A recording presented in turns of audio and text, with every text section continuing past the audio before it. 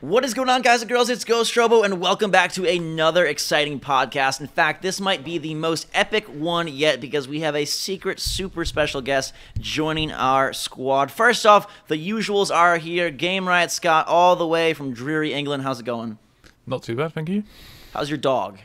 How's the dog? I feel like this is going to be a very dog-centered podcast, so I want to make sure we asked you about it as well. I want to address your comment on my Instagram. You said he was overweight, which is your dog offensive. Lulu is a little. I think she needs a workout plan. She does a little bit. Oh god. How old is Lulu? 8. Okay, not bad. Not bad. Yeah. My dog is 14.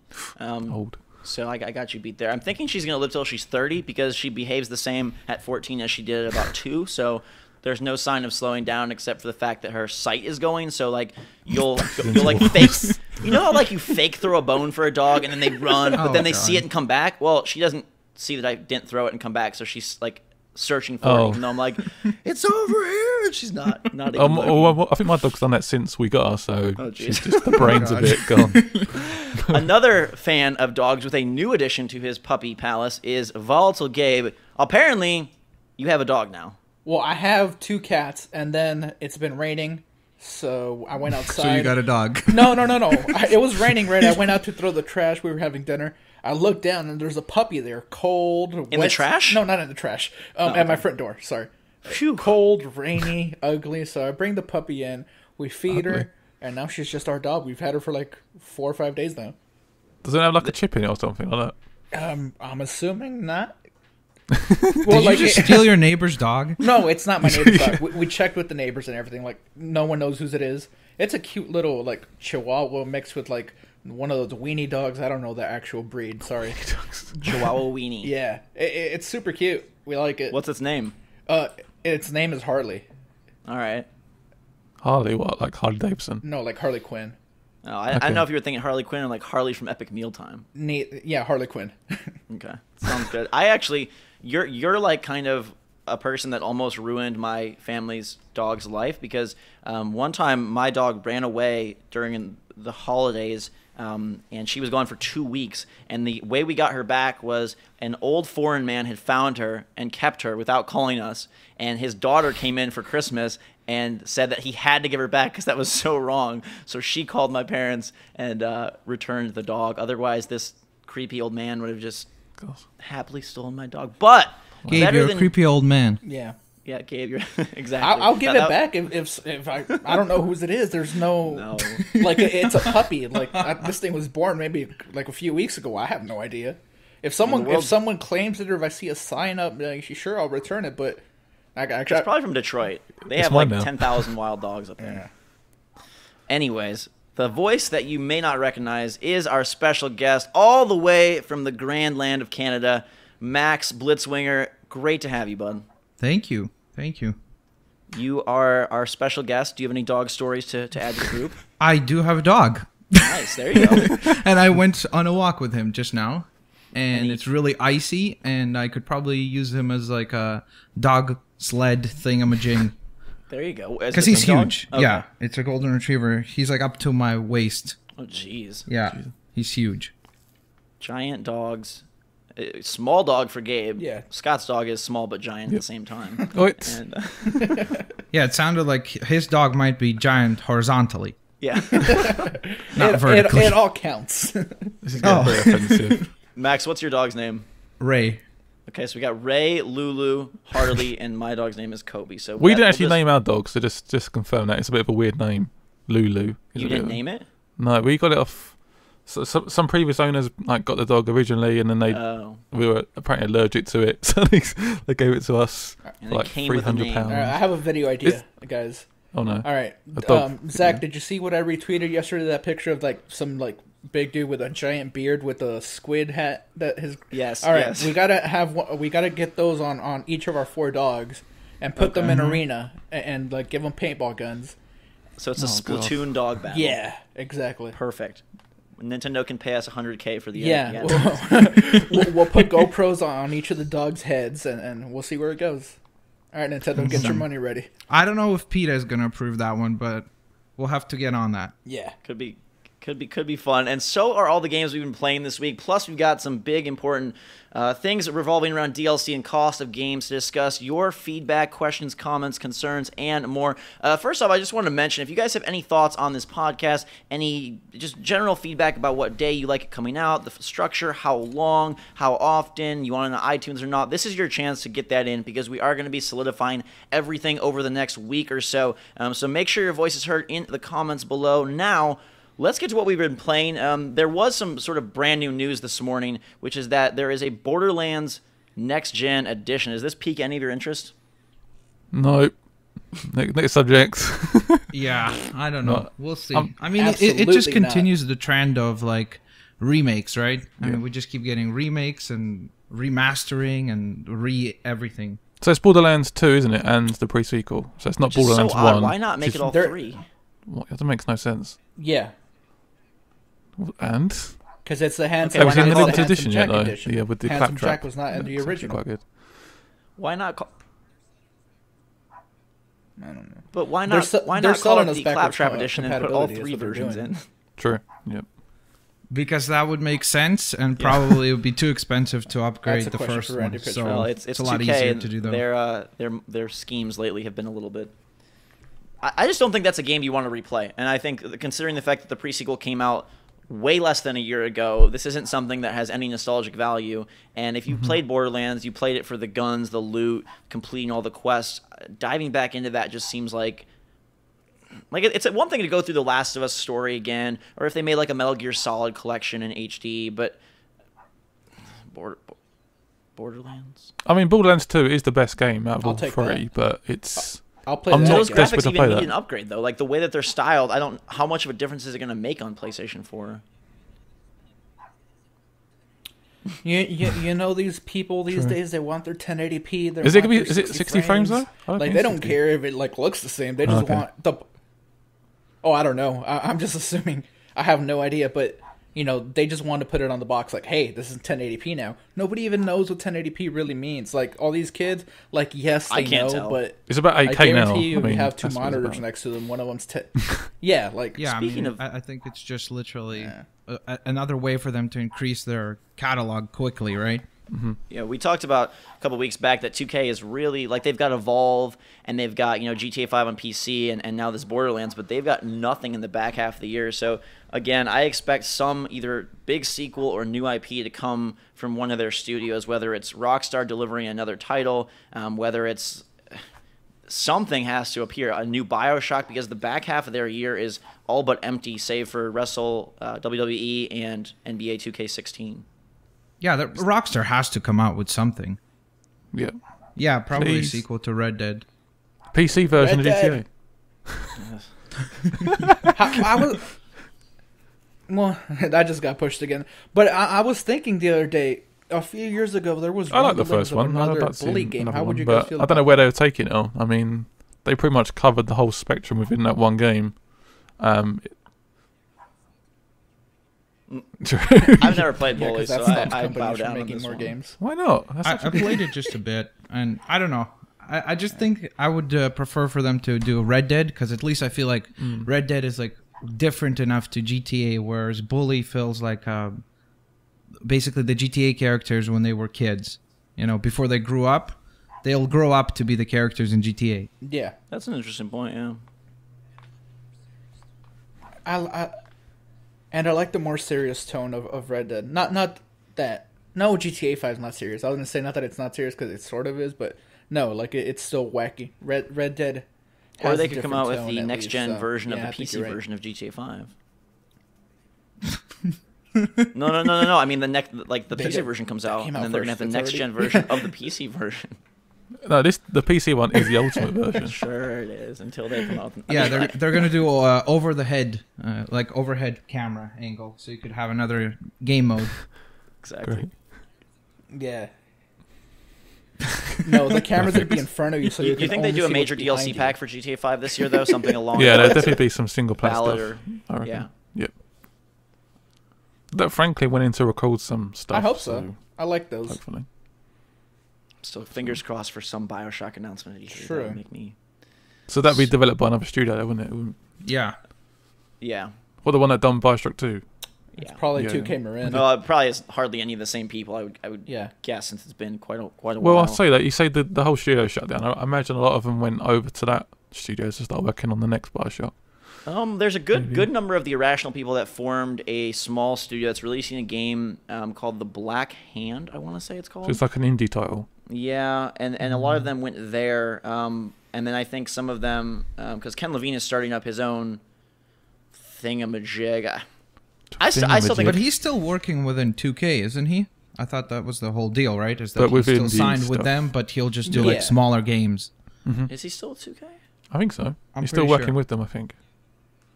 Yeah, I'm pretty sure they're just going to give him a pile of cash. Yeah, and he's here, still go do whatever you want. Make us money. Just because we talk about it every single week, make Max, a like, what's your platformer. thought on indie games? Like, do you feel like they've kind of overstayed their welcome? Do you still really love the smaller titles? Do you wish that AAA titles borrowed more ideas and were just... Cause there's such a... We always talk about there's such a gap between you've got the big, overblown AAA titles like the yearly Assassin's Creeds, and then you have the small indies which have unique ideas but on such a tight budget, and there's nothing really in the middle. Like, what's your take on all that? I think that if you look at, like, basically what's going to happen, in my opinion, is that we're going to, like, indie games, the idea of being associated with being an indie game is probably going to become less and less of a kind of popular thing, because, now for a while it was like, oh, we're an indie game, you like take pride in that, it's like a hippie movement type thing. Right. And I think in general, indie games are probably going to become that medium kind of, level of where we're going to have terrible indie games like on the lower end, like I Am Bread and Goat Simulator and all that kind of shovelware. Right. And then the middle will become like good indie game. Excuse me. You said terrible. Did you mean completely great? Slipped my mind. I'm trying. But yeah, and then I think the middle will be like Shovel Knight and like those types of games where it is like genuinely good games. But I do agree with you 100%. The fact that it is a little unfortunate at times that it's like we get tiny games with big ideas. Mm-hmm. And I would love to see big ideas with big game like executed together, because that's something that would be really neat. Like, you do see a lot of cool games that have really interesting concept, but they're done on such a small scale. It doesn't make them bad. It's just that I wish that we could get a really, really large, very creative studio behind that idea and then execute it on a grander scale. Right, and it just becomes hard also when there's so many of these smaller games. It's very... Sifting through them is like tricky. You look at previously when we had games come out on Xbox Live's arcade game of the week, like Braid and Shadow Complex and Limbo are the three that I think most people would remember. And now, how do you decipher what is the standout of all the games that are little indie 2D platformers, of all the games that are story-based adventures, kind of like Gone Home, of all the games that are these top-down shooters? How do you find the one that is the gem, like when you have got 50 games coming out a day on Steam? It's just all kind of got super crowded. Yeah. I mean, luckily there's still like, basically like people who do like what we do, and then other game sites that kind of do that sifting process. They're like, act like filters, so to speak, in that regard. Yeah. So I guess people you like just pay attention. Biscuit or something like that. Yeah. Someone like that, who will actually sift through the terrible stuff and then point out to you, hey, this is a gem. Check it out. Mm-hmm. For sure. And speaking of gems and games that are absolutely not gems, Game Riot, Gabe, H1. Hello. What is this game? H1Z1? Hizzy? Is that what the cool kids are calling it? You put it here as H1N1. I mean, they both sound like terrible viruses that ruin your day, and so either way, we're okay. Yeah, okay. Because the name is a play off that was an actual virus. What, 2 years ago? Yeah. H1N1. What, actually zombie virus or just a general virus? Yeah, that's what the Z is for. Not. Yeah, but it only affected one man in Florida. But yes. How? Well, no, it was a joke. But so tell us about this game. But and its terrible launch. It's an actual virus. All right, I think we have. Yeah. All right, me and Scott have had different experiences with the game. I'm usually the guy carrying the torch for these smaller games and these independent games that no one else seems to care about. What? But I haven't been able to successfully play all that much. I played a few hours. But what part of it is broken? It's though? freaking broken. Like the whole, the fact that every crate, every drawer, like everywhere you look, there's supposed to be something in there, like some loot, some materials for you to make. There's, well, yeah, sure, not always, but not never. I played for 4 hours and I never. You gotta play. You gotta pay for an airdrop. That's why. That's like true, yeah. It was empty. Yeah, I paid for a freaking airdrop just to see what it was like. Oh. Yeah, some reason zombies randomly No, appear it was full of zombies. in like a green smoke and just charge at you, and it's like, what the hell is going on? Yes. All right, here, let me tell Zach. You pay $5 real world dollars for an airdrop, right? You use the airdrop, and keep in mind, you just paid money. Everybody don't tell me sees they it can falling get on the it. map, so Yeah. everybody's Oh automatically my God. rushing for it, like, now. Yes. So you're paying $5 for the possibility of maybe. Why is this game out? Maybe it did not, being was able not to prepared for defeat the someone server else so you overload. They're can get- refunding people money. The combat system looks like something from PlayStation 1. The graphics look like something from PlayStation 2. Nothing seems. Why is this game even out? Like it must it's be a that one-word answer. DayZ. Yeah, you can release a broken, terrible game and still make A ton of you know, cash. Yeah. That's still the that Warzy, made a lot that of thing was money. out there for They sold months. like That thing made 2.5 million or something stupid crazy. Yeah. No, but No, I think I don't it's think got potential. H1Z1 is like doomed. I think. Okay, so I think, tell me well, what- To Yeah, be fair, the it's backbone also for we a got to good game is remember there. that it's early access, isn't it? It's still Yes. in early access. So we got to preface It- that like in terms it of is, it this is, is not but- the final product. But they're charging $20 for it. So But don't you it will think they should eventually be held free, I thought it was though. 40, wasn't it? Or was it 20? Oh, 40 for the premium. 40 for the premium edition. It comes with a couple. I just feel it at that comes price with point some they don't get. I mean, if it was like a free stuff like beta that. or a $20, I mean, or like a $5, like at $20 or $40, I don't think they can get away with saying they have the potential framework to make a good game. All right, one more thing to preface. I got the game for free. I believe Scott got it for free. Okay, so we didn't actually you pay get it? for Did you? the game. I did pay for an airdrop though. Oh my god! No, I got to the It's airdrop. like 6 zombies. There or were something. zombies in it, like inside my airdrop where I wanted my. But I loot, believe wanted some every ammo, airdrop so will a spawn gun, with something. There was zombies just because that's zombies the in it. idea, isn't Like, it? That you'll have to clear the zombies to get to your drop. Yep.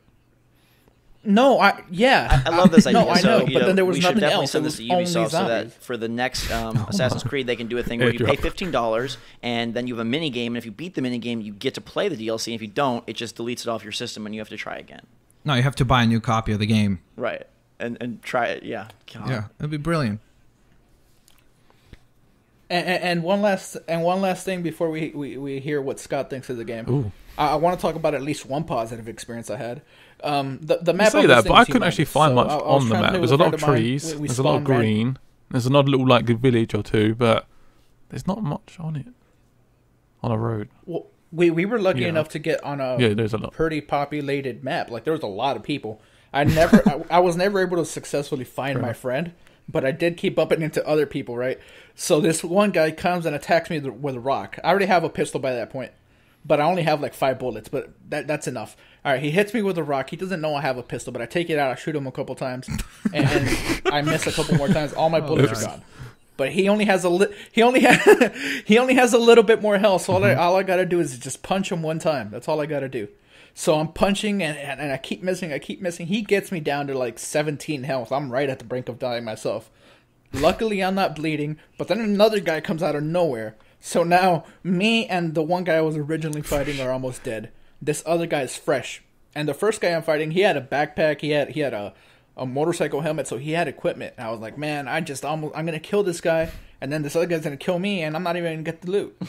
So I somehow like Muhammad Ali my way through a fight with that guy too. I kill him. I killed the other guy. I got the equipment. There's a bow and arrow in there. I'm like, oh man, yeah, let me go kill some zombies with a bow and arrow. As soon as I take my first arrow out, boom, I get shot from behind. Well, that's And it was all for that's nothing. the whole It's a appeal game. of those games, isn't it? That it's like that. So if you played that's Dying what I'm Light, saying. what is that's this- my positive experience. What do you need to do like with it? Like why are you playing this one? I'm sorry, not Dying Light. DayZ. In DayZ. Dying Light, there's no. Like, This there's one's got a lot more crafting in it. Crafting is it's like it's basically like a combination of Rust and DayZ plonked into one. So you can build your own little shelter.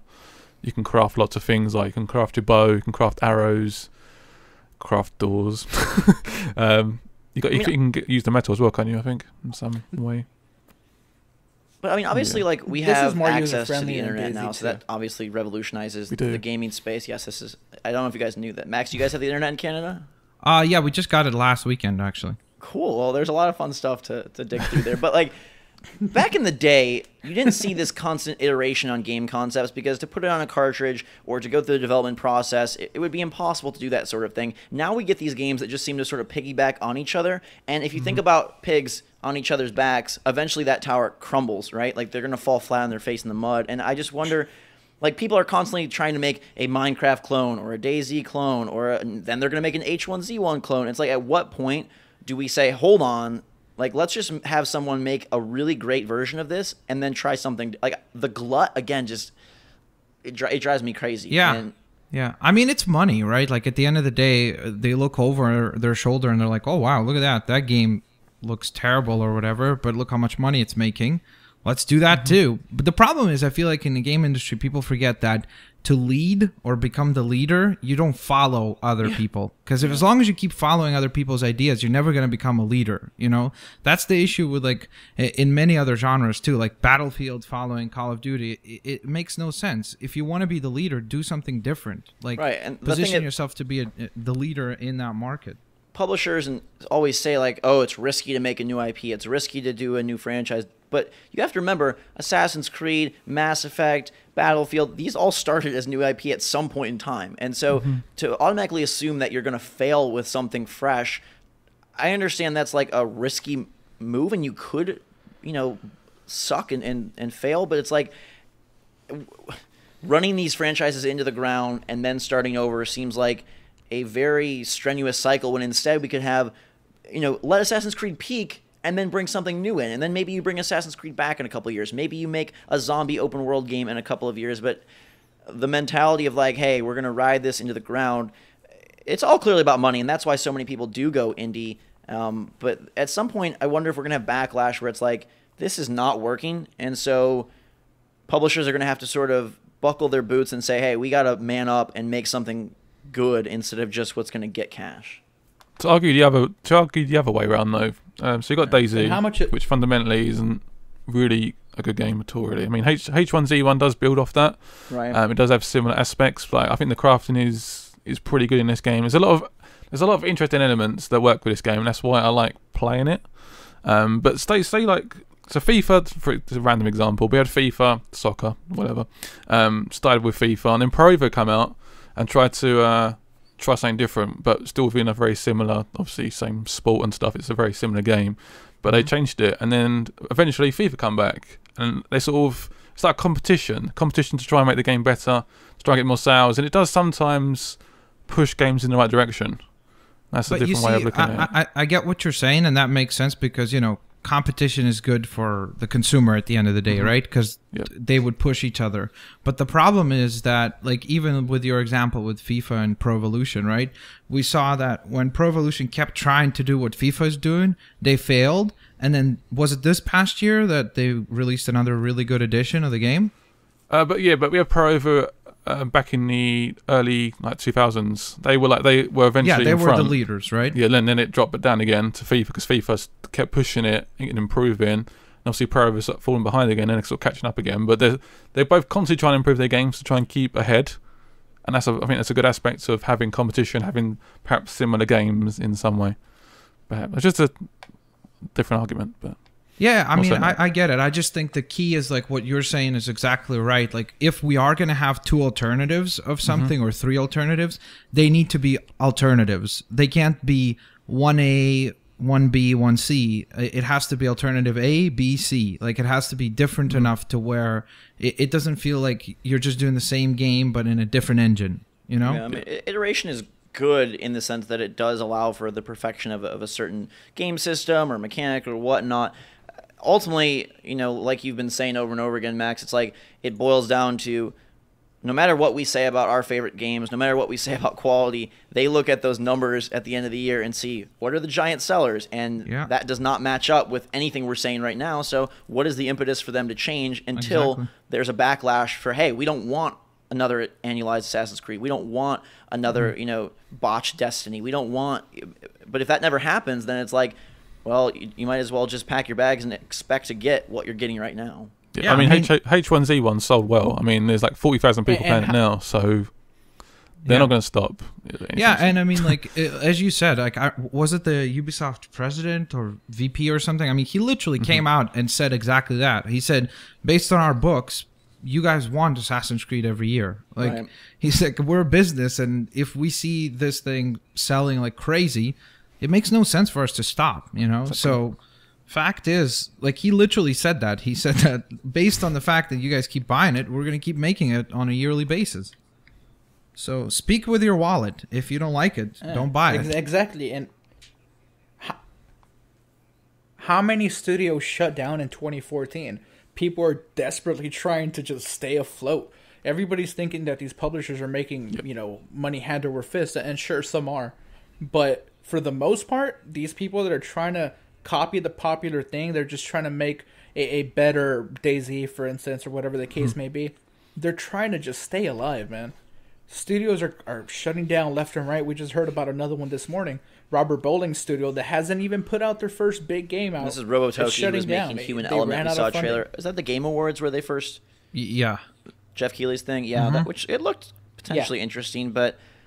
Again, that just shows how, unless you're one of these industry juggernauts, it's very hard to stay afloat. And you make a good point, like, hey, if we want to make games for a living, if we want it to exist, we have to do something that's going to guarantee money. And then I think the hope is maybe you go on and make your dream game after that. It just doesn't seem like that progression ever really occurs. It doesn't always work out, does it? It's exactly. expensive to develop. But to be fair, let's also be honest and say this, that a lot of the AAA budgets and everything are way more inflated than they need to be. Like, a lot of these companies spend so much money on marketing, and instead of marketing smart, they just go mass. Like, it's just like Destiny, for example, last year. They just go give $100K. And they give $100K to a certain song. But you are right about that. It's funny that we just even talked with about that kind of thing. Like, when you pay somebody, let's say a certain YouTuber or website, big amount of money just because they're popular or something like that, it makes no sense, because if it's not reaching your potential audience, then it's just a waste of money, right? Well, and I think those are calculated out. Like, I always tell people who complain, and we'll get to it later, about DLC prices, like, these companies aren't stupid. If people weren't buying it in a significant percentage, like, they wouldn't do it. Like, Evolve would not charge $15 for that monster unless they're pretty darn confident they can get that $15, and they probably will get that $15, just in the same way that Assassin's Creed has charged for things, or NBA 2K has charged for credits, or a bunch of examples that people kind of whine about. In the end, if it's working at a large level, like, maybe. Yeah, us. I mean, we really are like, like, they're the owners and we're like dogs, kind of, where they beat us up and then we still come back, that's the truth, right? It is true. It's a perfect analogy. And I mean... Again, it's just weird, because I just think that it's one of those things that you can see more and more and more people starting to get loud about this. And not just us, like the people who are the gamers, but like people who I know who are like not hardcore, like people who are just casual gamers or whatever you want to call them, right? Like people who buy 3 or 4 games for the whole year complain about these things as well. And yet they still own Madden, Call of Duty. Absolutely, yeah. I mean, and the other thing you got to think about is that the fact is that they are not affected by it as much as heavy gamers, right? Because like, if you do buy 3 games, let's say Assassins, GTA, FIFA, and Madden, right? Then how much are you really, like, even if the DLC is $20 or $40? To you, it's not a big deal, because you're only spending it on 4 games for the whole year, right? I mean, I reckon pre-orders probably have dropped this year. I reckon after last year, like with Halo and the constant issues with like every game that got released, I reckon pre-orders will probably drop. But I'm sort of scared it it may add to these random like pre-ordered like add-ons, like even more crazy, just to try and get you to pre-order the game. Like it's gonna get even more berserk every time with a new game, which is a bit worrying. Well, I mean, wasn't Evolve revealed with a pre-order bonus? What? Like that's what leaked for it in last January, wasn't it? Like it was literally revealed with, "Hey, pre-order now and you could get a behemoth skin." Like that's it's like, wait, we haven't even seen the game yet. What am I pre-ordering? I mean, with that, I guess we kind of just jumped to the next game that we've been playing, which is Evolve, which is super fun, but the whole DLC thing, the whole system that they've set up is kind of screwy. Like, let's give the game its fair shake just on the gameplay side of things. We'll get to all the DLC stuff in a short bit, but the three of us, Gabe, Scott, and me, we played Evacuation yesterday, which is sort of their like little campaign, if you want to call it that. It's more just like 5 rounds jammed together with a finishing round that, decides a winner. And Max, you played Evolve as well, but like, man, that game is such a different story when you have friends to play with. Yeah, absolutely. The experience. I mean, as a monster, I think the game is fun, obviously, by yourself. You are by yourself. But I've heard plenty of people saying the hunters aren't fun. The hunters aren't fun. And I think the hunters, I personally think the hunters are fun. I just really like the game that they've created. But if you're not communicating, I think it's insanely frustrating because, like, you're the medic trying to go heal a guy and they're running away from you. And you're like, get back here. And they can't hear you. But when you have that communication, it's like a MOBA mix of the first-person shooter because we're all working together, utilizing our skill set, calling on each other, to hey, Scott, I need you to shield me. Hey, Gabe, I need you to drop the dome. Okay, I got you guys with health grenades. And, like, the synergy there is just magic. Yeah, I mean, that session we had last night, it was great. Right up until that, we were sidetracked by someone else being the medic for a couple of rounds. Iron out there, but, like, even in losing, that moment where you were running away and we were all watching you try to evade the monster. You had to survive for like 50 seconds to get our team to drop back in, respawn in, and you're doing it 30, 20, 10. And then the monster kills you as we're respawning, as the clock hits 0. It shows the dropship coming in. And like moments like that, I think, by myself, like, oh, that's kind of cool. But being able to like yell and scream with you guys, like that, to me, that's why Evolve could be very successful, provided it's nurtured in the right way. I worry that they've botched some of that with the business side of things, though. I'm still not 100% convinced on this game being like a full price title as well. It feels that's it's what not I was enough. gonna say. I want to hear you guys' argument. Why do you say it's going to be repetitive? And first of all, not really that keen on like full games being just multiplayer only, like full price. I just don't really see how that works. Really, we only got how many maps are in this game? There's not 12 that many. to start. 12 is pretty good, but it's just like it just doesn't feel there's enough content there. It's like there's a few characters you can pick from, there's a few monsters, but that's it. So that's, 12 I mean, the key is also with the character side of things. I don't think that it's 12. From my experience, that the characters, not the monsters, but the characters, like the human hunters, are different enough. You know what I mean? And there's a few different abilities and stuff that they do. I know, but that's the thing. It's like it's almost like the differentiation of abilities in like something like Destiny, right? Like where it was like one thing or like two. Like it just doesn't feel to me like it's gonna be. And you can't customize either. It's just like it's like a set gun with that character, and that's it. You can't like interchange. I don't think.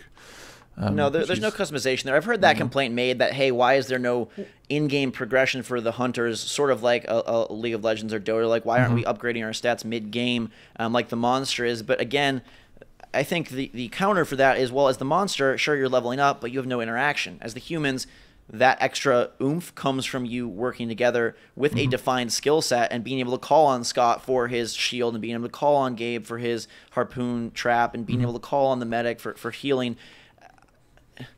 I guess, like, what would make this, and this is for all of you, like, what would make this feel like a full-price game for you? And single player aside. It's simple for me. I mean, well, I was going to say single player. I think you should have, like, a solid, even, like, a very short campaign, but a really stupidly epic, in the Evolve universe, 3 or 4 hours, epicness. You could and so play even co-op if that if you want sucked, that as well. would increase the value for you. Even if that no, it has to be good. It has to be good. I'm saying that's a solid campaign. 3 or 4 hours, like we can play co-op, but like good cutscenes and like I've seen some like epic trailers from Evolve. They could put that into the game like single player and it's just missing something else. But saying that, to argue my argument, Does that make any sense? Left 4 Dead is a very similar game, and I Yeah. played that game like loads, like lots. But that had mods as well. And Well, that there's was also 4 campaigns full or price, 5 campaigns in and that? there was 4 campaigns, 4 characters, 4. $50, $60. So Yeah, that's exactly what I I liked was it, and about I to played say. it a Like, lot, how so did you feel perhaps, about Left 4 yeah. Dead? Because it's, yeah, I mean, there was no campaign there, and if anything, that's more repetitive because you have the same scenario over and over. With this, there's just so many variables with the way the monster's going to behave depending on who's playing as him. And this is a new way to play multiplayer. The whole isometric thing where there's 4 of us against 1 of them. Like, this is new. To me, this does feel like a full game. 12 maps is a lot of maps. That's more maps than Titanfall came out with. yeah, I don't think Titanfall Titanfall released should be with, full what, 10? price. So It's sort of hard to argue, like, what makes a full game. I mean, if you boil Super Mario 3D World down and say, okay, well, there's these optional stars you can get in each level. There's all these optional collectibles. And so if you take the main 8 worlds, there's whatever there is, 50 stages. And, there's multiple characters. We don't really need to do it. There's no multiplayer. There's no, there's co-op, but it's not necessary. Does that feel like a full-price game? If you look at Madden and say all you can do is play football, there's 32 teams, and they can battle you got against career each other. mode, you got online, you got stuff you can do. Well, that's like saying there's nest a mode, random hunt example, mode. like Last of Us. That's like, I'm just saying, like the complete opposite. Scott, You've got like so epic about multiplayer, one of the best single player games Yeah. ever. I'm just saying, like, But it should be perhaps so you're saying lowered that- in price a that- little bit. Like, time should time should equal price, or quality should equal price, or I'm not speaking I like don't as think someone every who game knows. should be like a full price. It's a thing I feel about quite passionately about. I don't think every game should be a full price title. Evolve should be slightly less. Last of Us should be full price. So why should Last of Us? Is it because of time or quality though? Last of Us? Well, quality and time, I guess. But I also think the key here is like to remember. I think it Scott, might be an element of, to each player, something measured as like full price might be different. You know what I mean? Like somebody who does like what you brought up, Nintendo, right? Like somebody who loves Nintendo games and like does appreciate the charm and whatever it is that like makes their games will say that's a full game, like a a full price title. Where somebody who is your player who loves to play FIFA and never played Mario when he was a kid or she was a child could look at a Nintendo game like, what is that? That's like a mobile game, or something like that. Like to them, that's gonna look like a underpriced or overpriced, game. Whereas to you, that looks like a full price game. So I think the key here is also maybe like for me and Game Riot, like for me and him, it doesn't seem like a full price game because of what we look for in a game, like what experience we look for. Whereas for the two of you, it's a full price game plus, like maybe you're willing to pay for that extra edition to get all those things right away, Yeah. So I mean, think the game on Xbox, I went to go and buy it yesterday. Sorry, Max.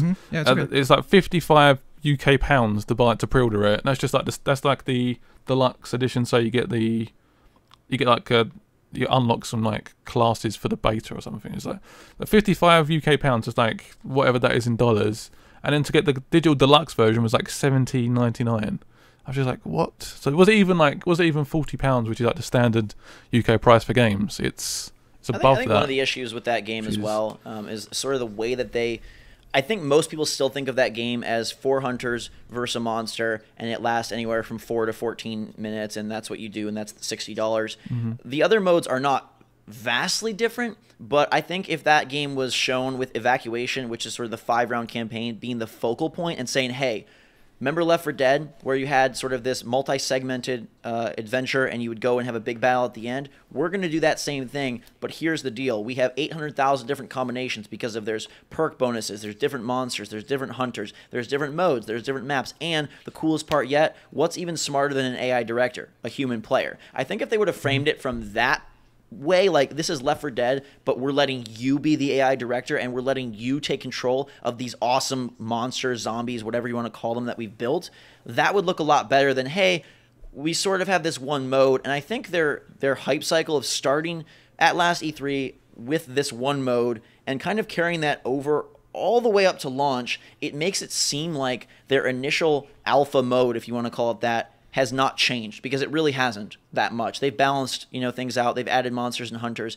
But what we're seeing on screen, there is very little variety in the maps from a non-hardcore fan's point of view. Same with the hunters. I think the hunters, I personally think they did a very bad job on the art style of the hunters. For whatever reason, Zoe and different characters from Left 4 Dead had a lot of charm. Coach in Left 4 Dead 2. Yep. These ones don't. And I think that on a face value, they do not look different and distinct enough. It's not like, oh, Kyra the medic girl has giant, a plush bear that follows her around. Or, Maggie has her dinosaur, which I think is brilliant. But the other trappers just look like dudes. And so when you look at it, you say, oh, there's this mode, you hunt these monsters. The hunters don't seem that different, and it might end in 3 minutes. Like, there it seems like, yeah, this is just like, why isn't this a $15 download?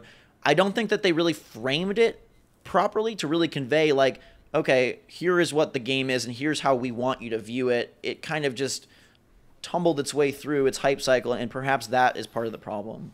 I was worried about, like, Evolve, like, with Left 4 Dead, for example, I would play that with a group of friends or something. There's like different modes, but then you have like it was like expert realism where you get hit like twice and you die or something. This doesn't have like a difficulty setting or anything like that. It's purely driven by the players. You can play against bots and set difficulty, just to be fair. Okay, fair enough. You can set that, and like I totally get what you're saying. Like I'm a huge Evolve fan, and just to be totally clear, they have never paid me a cent for any of the coverage. I see people say that all the time. They've never done anything or requested me to make a video or anything like that. I just really like the game because I was a big Left 4 Dead fan, and to me it feels like that MOBA kind of game that I've always wanted to get into, but more my cup of tea with shooter elements and first-person controls instead of clicking a mouse around. I do think that we had so much fun playing cooperatively, and that's where the game shines. I worry that they outsmarted themselves with some systems, and you guys can touch on this as well, but like their unlock system, you start the game, you get 4 hunters and 1 monster, and you must play each of those hunters to a certain mastery level to unlock the next. And the reason I assume they did this is because games like Titanfall have been bashed for not having enough progression, not enough content, not enough, sort of carrot on a stick to keep playing. At the same time, if you buy that game, you're getting a third of the game accessible to you, and I worry that they almost trick themselves in the foot. Yeah, by doing something that seems smart, but at the same time, you're going to open that game up and be like, I don't like Val. I don't want to play her and get 50 heals. I just think that that's a bad move in general because, again, that supports our argument of the fact that the game is going to feel repetitive. You know what I mean? Somebody who feels it's repetitive and now you're going to restrict me right off the bat with what I'm allowed to use. Yeah, I'm going to feel like it's even more repetitive, and what incentivizes me to get that progress done, right? So, I mean, I don't think that that's a good idea whatsoever. And I guess we'll touch on the DLC stuff, but I think that's the other stuff that is a little kind of questionable because it certainly seems like they've got a ton of DLC already lined up. So that also makes me feel like you have all this ready, and if it's not ready, it's almost ready. To be fair, they do say, Turtle Rock says that it is not pre-built, and I mean, I think it's important to separate that Turtle Rock Studios, the people that made Goliath and Kraken and Kyra and Lazarus and whoever, are not the same people who are writing the press releases about the DLC, who are setting up the season passes, who are deciding the prices, and who knows how much effect 2K had on those unlocks. Because as Game Riot mentioned, you pre-order that game. If you pre-order any version of it, you unlock the 3rd tier of all the characters. So now, pre-order the game. That's for the full game as well, isn't it? Yes. So now you pre-order the game, and you start with 8 hunters and 2 monsters, and you only have to unlock 1 set. So they've gotten very dicey, and to me it almost feels like, again, a company trying to lean towards the free-to-play side of things, because I can see Evolve, provided it keeps community, in a year having 10 monsters and 40 hunters, and we're looking at, again, like a MOBA-style game that may have much more appeal with that kind of variety. Yeah, the difference is that MOBAs are free, right? Right, like, exactly. You're letting me in onto the experience for free. That would be a completely different so would you guys business like model, right? Like if it was a free game and you give me 4 hunters and 1 monster, right? And go. And then from that point on, everything is paid. I really don't think that they would have a hard time getting people on board with the quality that they have. You know what I mean? Because if you look at things like Smite and it being so very, very, very successful, right? And they did exactly that. I really don't think that they would have a very hard time being able to convince enough players to jump on and make this like the most popular MOBA on consoles. Do you think that not to bash on LoL or Dota or Smite, but like obviously from a graphical, mechanical standpoint, Evolve is far more involved. Do you think that the development dollars there just do not allow for this to come out at the freebie price? Yeah, I mean, it takes a lot of time to make a map like that works the way it does, with just the way that the monsters can maneuver and the way that the human characters can maneuver. That stuff, like, they're not just like putting a rock there and it's instantly climbable. A lot of work goes into I that. get that, but I just think that then don't structure it as a MOBA. You know what I mean? Because it just feels like they kind of like went after two completely different markets and trying to kind of satisfy both of them. It's like, if you want to make a full release game with this being focused like on just a multiplayer only Left 4 Dead like experience, then focus on that. Don't focus on structuring this as a DLC package, because I don't remember if it was a Turtle Rock president or a 2K representative that said that this game was being built from the ground up to be DLC produced, right? So that's already off the bat. That means that the way that this game was structured, built, and is delivered to the consumer is with the idea that you're going to keep buying something every few months. That's their business model. I mean, couldn't you say the same, though? Like, take Left 4 Dead, because it's of the same studio. Left 4 Dead obviously wasn't built for DLC, but theoretically, you could say it was built for DLC because you could buy a new campaign, you could buy a new character pack. I mean, I don't know. I guess what we really would need to find out is who made the decisions. Who made the decisions to lock stuff? Who made the decisions? Well, that's you know who that is. Oh, that is 2K for sure. The guys that are paying the bills are the guys that are going to with that unlock system, though, if you had everything open, let's say 12 Hunters, 3 Monsters open, boom. Now there's no incentive to play a specific character. There's no incentive to sort of grind out, which, as Destiny has proved, people love to do for unlocks.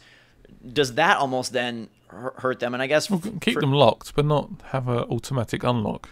Yeah, so and more importantly, why not then just give me customization? Like, let me personalize my monster. You know what I mean? Now there are skins. I know, but more. That's a pre-order bonus. Yeah, I know, but like a whole bunch of aesthetical stuff, just like Destiny has, like the whole armor system. Yeah. Give me different rarities of armor. Like, let me, you could do crossover with other games. Like, you could take, since it's under the 2K umbrella, some sort of Big Daddy helmet to put on my behemoth or something ridiculous like that. We could see this. I mean, like, just. Yeah, that's what I'm thinking here. Like, who's to say that's not going to happen? Yesterday, while we were playing, I jokingly said, "Hey, hey, it's some Jurassic Park DLC for the movie, some Godzilla DLC for that next movie." Like, I'm joking when I say this, but backpedaling a little bit, Max. Like, what's your experiences playing the monster? How do you feel about that? It's a ton of fun. Like, I don't get me wrong. Like, I think that the game is really fun. The only problem was, like, my first experience with it was at PAX. Remember we talked about it after? Yes. So I played it then twice, and then 3 times then.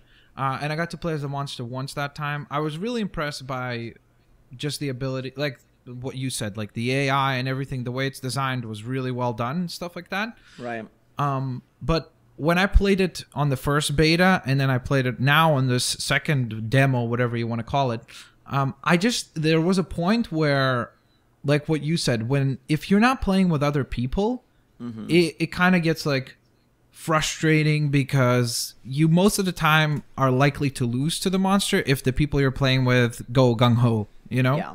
Okay. And yeah, but that's the thing. It's frustrating, because then basically what you're telling me is that the prerequisite to play this game is 3 friends being there at all times. Yeah, and I mean it totally is, unless you're going to be the monster. And we saw yesterday a guy, no hard feelings, but single-handedly ruined our entire hour-long mode because he didn't do his job properly. And this is not a game for lone wolves, except the monster. And I was just getting your input, because to me, like, that feat of allowing you to control basically a boss type character that is substantially larger than the human hunters and has these different attacks and can be pretty dynamic in terms of climbing things and doing quite a bit. I don't know of any other games that have done it as well, allowing you to be this massive character. And I feel like that element has kind of gotten overlooked, and most people just talk about there are a lot of strange systems. Don't get me wrong. It's like a very convoluted kind of release, but I think that monster experience, it's pretty unique. Yeah, it is. I mean, I really do think you hit the nail on the head there in terms of there is no other game that does it. But the problem is, if I get in a match, that's only one spot. Yeah. Whereas most likely your experience will be on the side of the hunters, Yeah. Yep. So that means that experience needs to be just as good or at least fulfilling as the monster side, because that's where I'm going to end up being most of the time. You know? It is asterisk, you have 3 friends. Yeah, of course. That's the key is because at first we played with friends, then 2 people dropped out and the experience level drastically dropped. Yeah. And that's the problem. It's you're basically telling me also that don't worry, this game is really fun if you've got 3 people to play with you right away. For sure. Which can be hard these days. Yeah. What do you know? You got 3 people right here. I mean, we see League of Legends and Dota have player bases that, eat up countries, and yet that game is pretty much only viable with a team of, friends and people that you know very well. True. I'm surprised how even the matches are, though. I mean, the monster could potentially be more powerful, but I'm surprised how normally it's quite an even, If you know what you're doing. I've seen plenty of people complain that the monster is way too powerful, but I think that's the Wraith is a little bit... Wraith needs to be balanced, and I'm sure matchmaking is a total pain in the butt for this kind of game, but we ran into an issue where you set preferences. Do you want medic, assault, and kind of lay out your first choice, your second choice, so on and so forth. And so we were locked into this game. I was medic, Scott was playing the support, and Gabe was playing the trapper, so assault was a random. The random dropped out, and so we assumed, a new random will come in and be the assault. Well, based on their preference, it slid me out of medic and into assault and them into medic, which...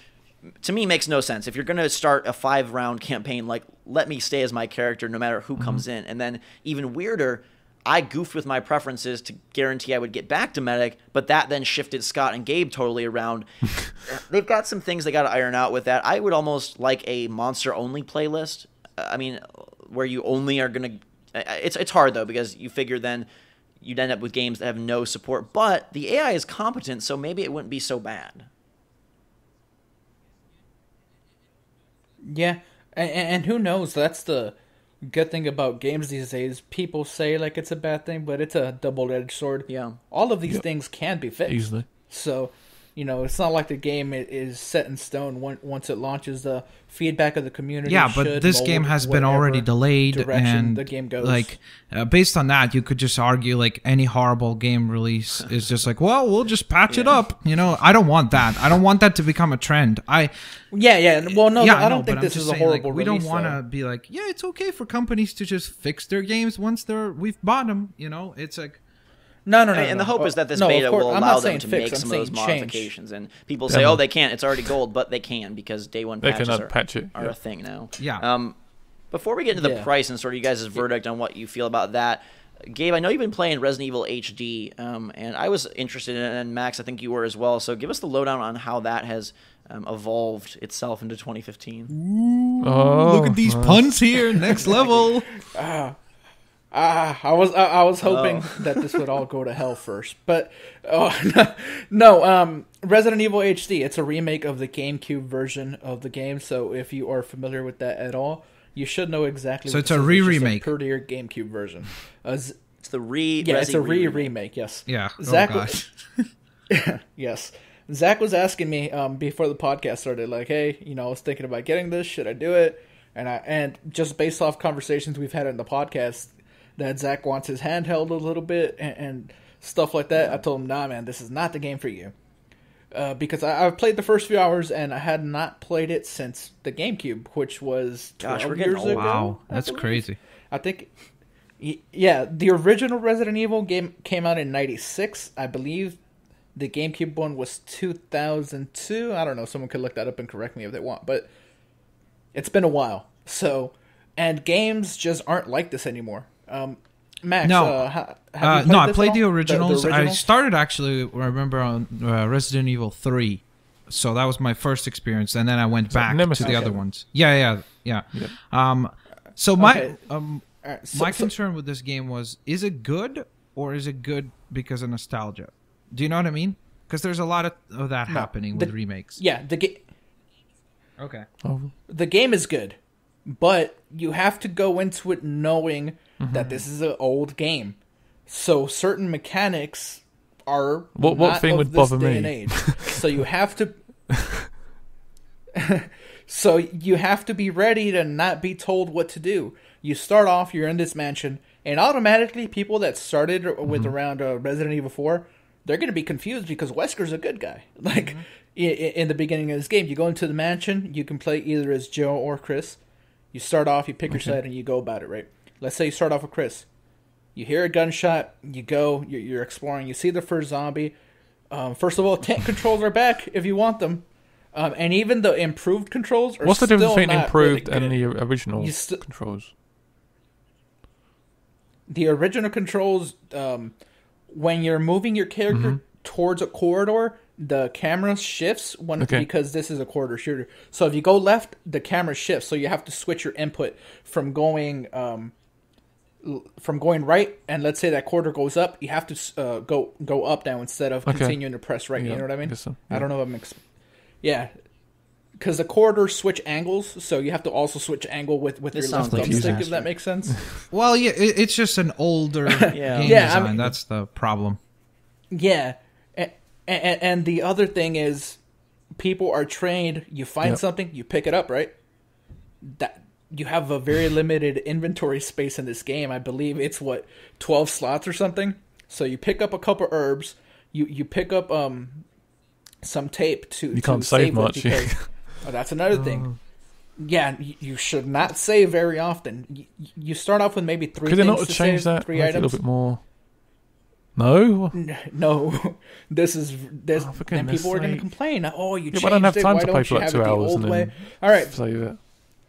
this is what I foresee geez. Zach's experience to be like. Right, he picks everything up. Right, he has his green herbs to heal. He has a little bit of ammo for his pistol. He has his stuff to save, but he has no more space left. Right. So he has no idea what to do. You can't drop anything. So I'm just. It's All over. right, so that's. Oh Yeah. my god. You have to start over. Yeah, sort of. That's scenario 1. You just Scenario turn 2, off the game instantly. You have enough space. No, scenario 2, you pick up the arrow that you pick up, and there's a locked door, and you're like, man, how do I get through that door? You're looking around, you're not finding a key anywhere. The game never tells you, it tells you, yeah, you gotta inspect stuff, but it never tells you to inspect that one arrow in that correct angle, because you have to do it on the right angle. You rotate it, you inspect it from the bottom or whatever, and it reveals this gem, and that's your key to go to the door. The game's never going to tell you this. So if you don't either go look at a guide, have previous experience with games like this that sort of train you to be looking for these things, I don't know how you're going to get through So this. where does the game get good? Yeah. The game is good if you have. So it the is a experience with nostalgia-driven games like game. this. Yeah. So Back it in is the about. day. Well, no, but it's still nostalgia. good though.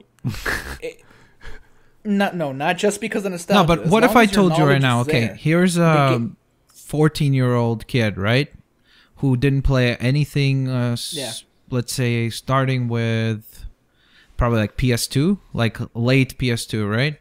And now you're gonna give them this game. Are they gonna enjoy it?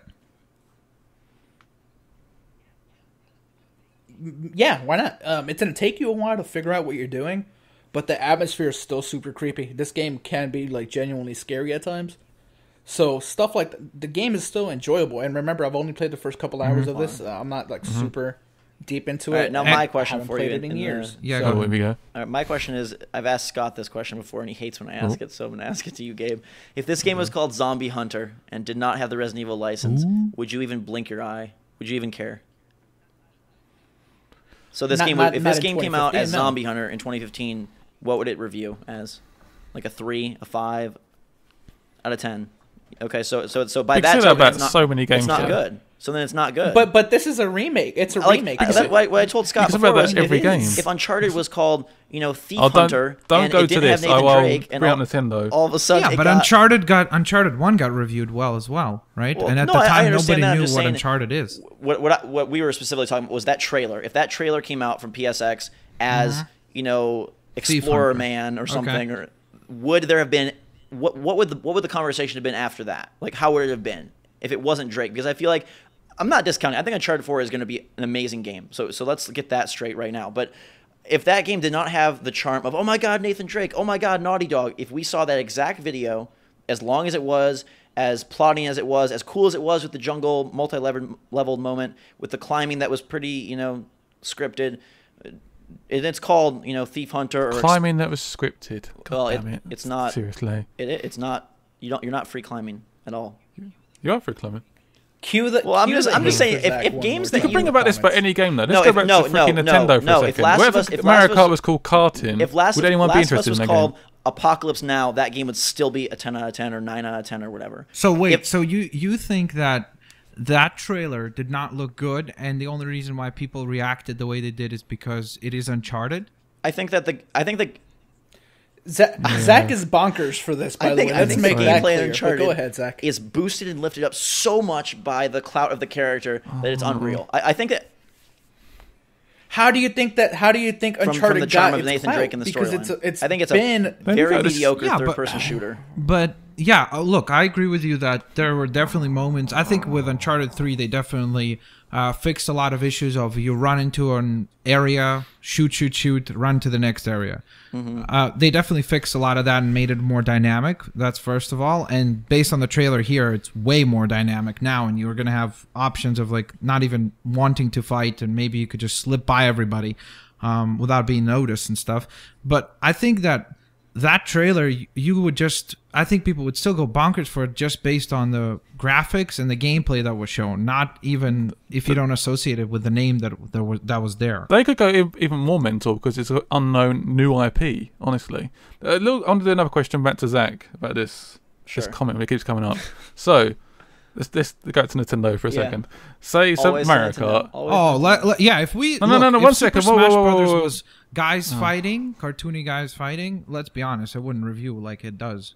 Oh, of course not. Yeah, there's a reason why it's not nominated for Game of the Year, because people know that the ratings and the enjoyment of that game comes from the nostalgia for all the characters. So then why are you bringing up Uncharted like every 10 seconds? Because I acknowledge that about Smash Brothers, and you guys don't acknowledge that about Uncharted. That's you don't acknowledge it at all. I do.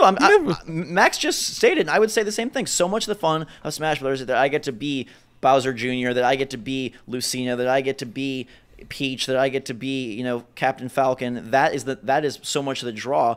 But people won't say that about Uncharted. They'll say, no, it's a phenomenal game. And again, I think the game is going to get a 9 out of 10 when it comes out later this year. But if you look at a game...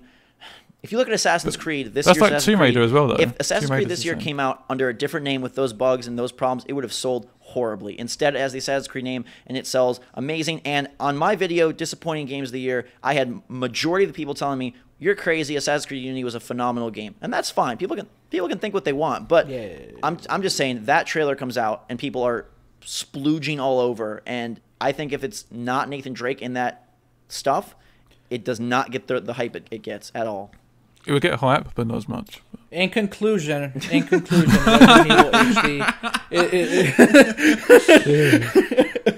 In conclusion, Resident Evil HD is pretty cool if you're into older Resident Evil games, but if you've played Resident Evil 5 and onward, it might not be for you.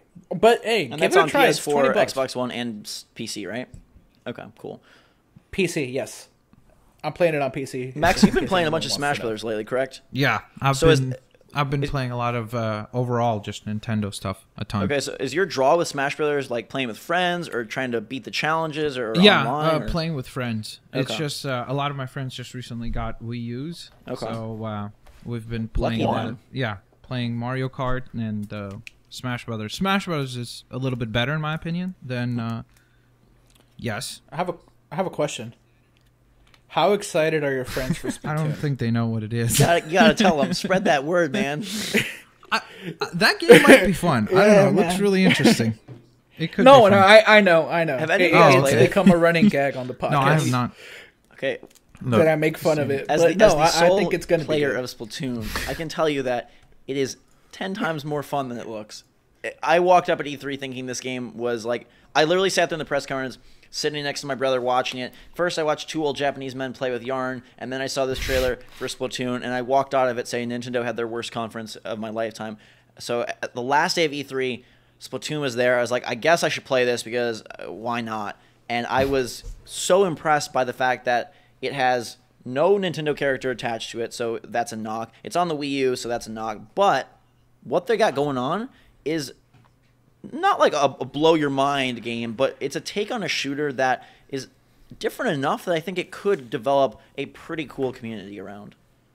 Well, I don't know about community. The problem with that game is going to be that, like what you said, no Mario character or anything like that attached to it is going to hurt its sales a lot. They should put Mario in it. It would have done a lot better. To be honest, I don't want them to, because we've at this had this point it conversation. feels like it's going to be like anytime you see a Nintendo game, it has to be a Nintendo like character. Nintendo is You know so what I damned mean? if they do and damned if they don't. Oh, all they do is make Mario and Zelda, but at the same time, like when they try to introduce something new, what do we say? Where's Mario and very Zelda? rare. Yeah, I know that. Well, but saying in I terms mean, of that's sales. the general Yeah. public. Yeah, the sales say that. I don't think that the people. So do you like Splatoon that doesn't have Mario characters? Yeah, in it? I do. Okay. I think it's nice because we might potentially get like new actual characters Yeah, and which is something new huge. added. Yeah.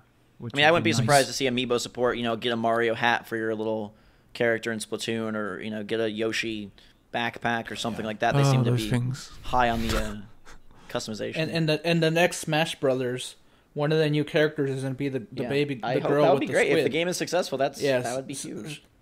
Yeah, it would be cool. That's for Yeah. sure. So Is what there any else? chance of it being successful though? There's not enough Wii U's out there. Yeah, I don't think so.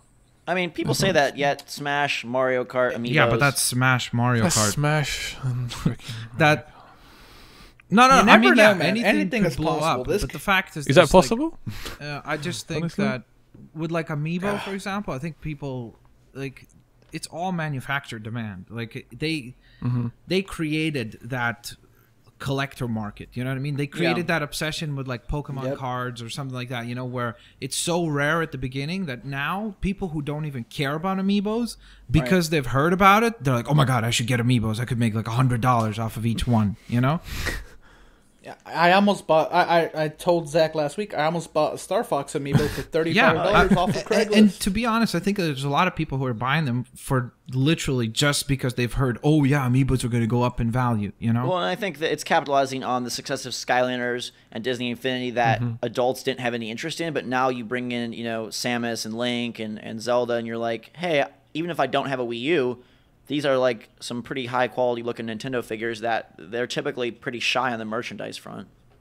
Yeah, but the problem is, you see, like for me with Amiibos, I always have a little bit of a hard time justifying the price and what you get, because if you're looking for collectibles, like there's a toy line called SH Figure Arts, and they do like ridiculously well done. Like they've done Mario, Luigi, and Yoshi at this point. Okay. And then there's a line called Figma, and they've done Pit, Dark Pit, Link, and those are like actual, like, highly detailed, well painted, well articulated figures. So to To be me, fair, they are like way more expensive. $25. Oh, really? Yeah. Oh, that's not much. So- Is it like a similar size or is it bigger? I mean, to be fair though, some of those Figmas, like the Link Yeah, I was one thinking that of came the out, Figma it was Figma came out at 30. Now it's like going for 80 because it also had a small release. Okay. But And then you got like the first 4 figure stuff that those are the ones that I yeah, guess but get those are super- statues already, yeah. like that's, so it's like for people who say it's because of the merchandise, I'm like, yeah, but for double the price of an Amiibo, you can get like a properly cool looking, like, don't get me wrong, like I think that the Mario, Kirby, Samus look good. Then the rest are kind of, not the greatest looking figurines. How about that villager? I really that like all the villager. customs that come out. That's the thing that has been like insanely cool. Is like all the people who customize. Like, have you seen the female villager or the serial killer villager they made? No, are these you amiibos should- that people yeah, are yeah. modding? People Oh my people gosh. mod the amiibos to make them look like all the other skins that you can play as and stuff like that. Yeah, Are people they sell for them on sale like eBay somewhere? and stuff. I saw one that had like a villager like holding like a Mario head, like a decapitated this is head. Impressive. It was Holy- like I'm insane. gonna put this in the chat right now because like this is good stuff. Yeah, I mean, What, there's you some, found something? Yeah, I'll drop it to you guys. there's some really Mac's cool already stuff. seen it, but I think the amiibos look good, and I can see why people like them. Like, they honestly like they look good, like figure wise. But I don't see the appeal in terms of adding to a game yet. But I'm guessing they will come. pretty cool. Oh huh? wow, that is. We're looking at the female villager. I They've want got a that. whole Oh, yeah, like, yeah. packaging. Everything is all done up like pretty darn Wow. pro. That's Yeah. I mean, what's your take on amiibos? Like just from a game's perspective, like screw the collectible side. Like I've always said, I think amiibos would be best suited as how they're being used in Codename Steam, which is you put the figure on and it like adds that character to that game world, or how Mewtwo will be used as, I'm assuming, DLC. You buy the I don't know if they're following through, but I would hope if you buy the Mewtwo amiibo, then you would get Mewtwo in Smash Brothers. Like, what's your take on how you want to see these guys be used? I think that's a good idea, like of having characters dropped in like that into maybe universes that don't particularly belong in. It would be fun, but the issue then becomes if some of them are ridiculously rare, Right. then there will be a really really small amount of people that get access to that one character. You know what I mean? That is a good point. That I never thought about the sort of limit of them, because my dream was like physical DLC. So you go buy the Dixie Kong amiibo, you unlock Dixie Kong in Smash Bros. But yeah, if they do have constraints on the supply, then you would be left with people who have, I mean, I guess you could always have it as a downloadable as well. I mean, that's what Skylanders and Disney Infinity does, right? I mean, that is the model. It's like you want that character, buy the toy. So and they instead went for this like, hey, it'll unlock this in this game and this in this game, which I think is cool because it keeps the figures relevant longer. Yeah. Do you think, Max, do you think we get like a true amiibo-based game like Amiibo Adventures or Amiibo World or something like that to bring it all together? I wouldn't be surprised if the sequel to like something like Nintendo Land will be all about amiibos, because that makes sense there, right? Because if you give me a platform, like a platform with a whole bunch of mini games, right? And then some of them are locked off, like, oh, that's the Mario mini game. You have to put the amiibo for Mario, and then you have it unlocked, or something like that. I think that's actually not too bad of an idea. In fact, maybe they could even do it like possibly like a free download with only like, let's say 3 mini games, and then a whole bunch of them are locked based on the amiibos, right? So as you add more, you get that character, games, and then you get the games unlocked as well. Yeah, because I mean the figures cost enough already, so trying to put in a game like that may be a bit taken. I wouldn't mind something like that. That or if they sort of merge Nintendo Nintendo Land with Mario Party, and then as you buy these characters, you unlock that character to be in the game. Now you can be Donkey Kong, now you can be Pikachu, and I think they're still shy on merging of universes and stuff like that. They seem to not. I mean, the introduction of Link into Mario Kart was like a huge deal for them because it was the first time we've really seen those two in the same game, save for Smash Brothers. But yeah, I think as much as like it's obnoxious that the amiibos are so prevalent and they're making like all these different lines, I'm sure we're going to get a Pokemon line down the line. There's a fifth line there, isn't there? That's like a fifth gen. Well, there's the Super Mario Bros. Yeah, they just announced the new version one that does the exact same thing, but it's just a red base and a different pose. But I mean, we were looking at the trailer last night, me and Gabe, for Pokken Tournament, which is the Pokemon 1v1 fighting game, and like imagine if you could buy Machamp and that's how you unlocked him in the game. If it's a free download and then you assemble your roster, like that would be so cool. Yeah, I mean the key with that. The key with that would be though I need the game then to be free or very very like cheap, because if you're gonna get me to pay $60 and then you lock off all of the characters from me, that's gonna be hard. I mean, it sounds like Evolve. Yeah. I'm surprised that a game like Evolve or like League shots of Legends, fired. Whoop whoop. Like what if League of Legends dipped into the figure market and said, hey, they already have limited edition characters and things like that, so what if you could only get this guy or this skin through the figure? I think there's a big market for that maybe we thought was ending with Skylanders and Infinity, but maybe it's honestly just beginning, and we're going to see a lot more. You know who? There you go. Lego, man. The next Lego game. What if they had like Lego? Well, figures? they did just release that new Lego. I think it's called Lego Fusion, where as you build it, I think you're supposed to build it on an iPad. It assembles what you're building in the iPad. Interesting. That's quite cool. So I'm pretty sure that's how it works. So I think that would be possible. The problem with Lego is that because it's so modular, how do you keep all those variations working? I guess the way you could do it is like Lego City 2, and there's a set of Lego City 2 lines. So you Lego buy City Undercover 2. That game is so underrated. You buy like his new airplane, and then you assemble it and stick it on the portal or something, and then you have that and get that new vehicle. Maybe. It would be amazing if they figured out a way to like give you a certain amount of bricks, and then whatever shape you put them in, it appears in the game that way. Because that would be insane. Amazing. First thing I would do, build a gigantic tower and see how high I could stack my guy and just jump him off and let him fall. Yeah, I think that'd be interesting. That'd be kind of cool. For another amazingly punny segue, as we fall down to hell. Speaking of hell. Tell us about Saints Row, this DLC thing. It's DLC, right? I mean, it's disc-based, but also DLC. It's standalone DLC. Yeah. It's not DLC. Okay, it's a standalone expansion. Okay. It's an expansion. To one of the world's greatest games. All these marketing terms. Well, it comes packaged in if you get the Re-Elected Edition on Xbox One and PlayStation 4. I don't know how it works on PC. I got the code on PC, okay. $20. When is it going to get to the point that like it's going to be so ridiculous? Like it's going to be like, if you get the Re-Elected Edition when it's high noon, between 12 a.m. and 3 p.m., if you purchase it then... While you're holding an Amiibo, then you get access to this. The screwy part of all of this is, again, the only reason they do this is because it works. Yeah, so I know. As much as it sounds insane, people are doing everything that they're asking. Yeah. Yeah. No, man, but Gat Out of Hell has a strange hold on me. I woke up at 3 a.m. and I thought to myself, man, I think it's time for some more. What's so good about this DLC, though? I've beat the game twice. I haven't said it's good. It is good, though. In what way is it? Is it better than the original, or is it just... No. It's just more. Is it more like insane, or is it similar? Nah. It's more toned down.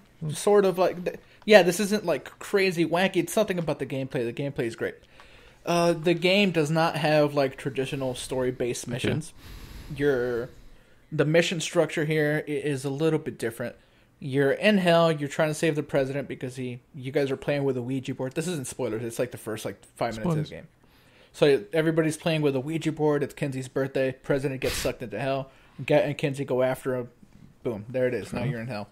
You get to fly around because you have Lucifer's cracked halo from when he fell from heaven, and that explains your powers. Okay. Am I the only one that's confused? No, I share that sentiment. All right, you guys asked me questions, and I mean, because apparently I'm talking. All right, so this is basically a zombie it's not zombies. Zombies. It's like hell. Okay, so demons. It's not zombies. So is it kind of a la Undead Nightmare, but for Saints Row with demons instead? That's... Sort of. It's a whole different map, though, correct? Like, okay. Yes, it's a smaller map. And it lends itself to you flying around collecting rings of collectibles. There's hundreds and hundreds of them. Okay. Now, what did you say about the missions? You said that they're different. So is it more like a side mission structure? The thing is, your goal is to defeat Satan, right? So you're going to get allies. One of them is Shakespeare. Of course. One of them is Blackbeard. Why Shakespeare in hell? Yeah. It explains it in the game. I don't want to spoil it. What's he done wrong? All right. One of them is Blackbeard the pirate. The other, it's the twins from the previous Saints Row game. Who else? Vlad. I don't know where he's from, but he's in there. So there's 5 of them. Doesn't matter. The twins and Vlad. Great. Yeah, and Blackbeard. And there's one more. I forgot who it is. All right. So the way that missions work here is you're basically trying to create as much chaos as possible to get Satan's attention. You have a bar that progresses through the entirety of the game. Once it reaches a certain threshold, that's when you're going to have your so how do you get this bar to go up? Is it just hitting? Yeah, you can't avoid it. By doing these loyalty missions, by causing mayhem, by doing activities. The activities, they don't change that much.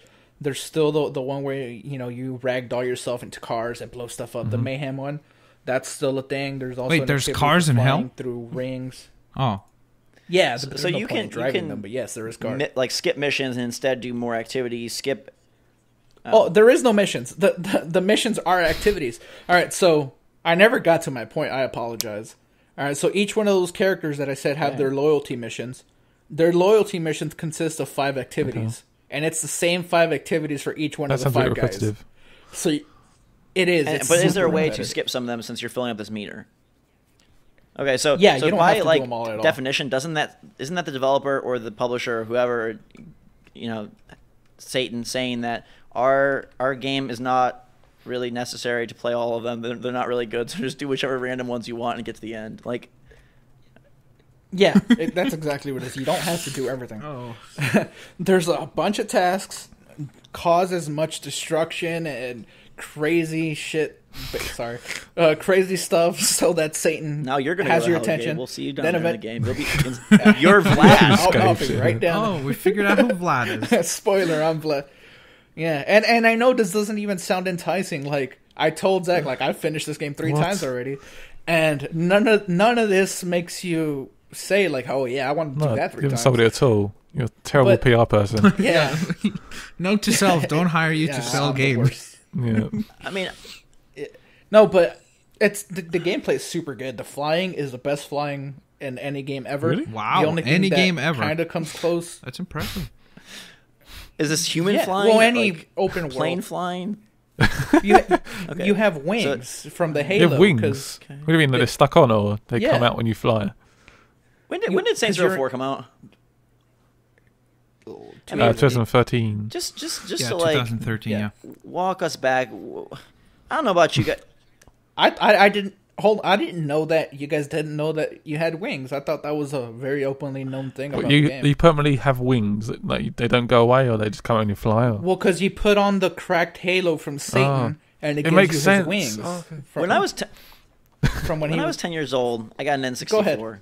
and I loved Mario 64. I loved Ocarina of Time, and 10-year-old Zach thought, man, if they came out with a new Zelda every few months, that'd be the best thing ever. If they came out with a new Smash Bros. Every couple, like, that would be so awesome.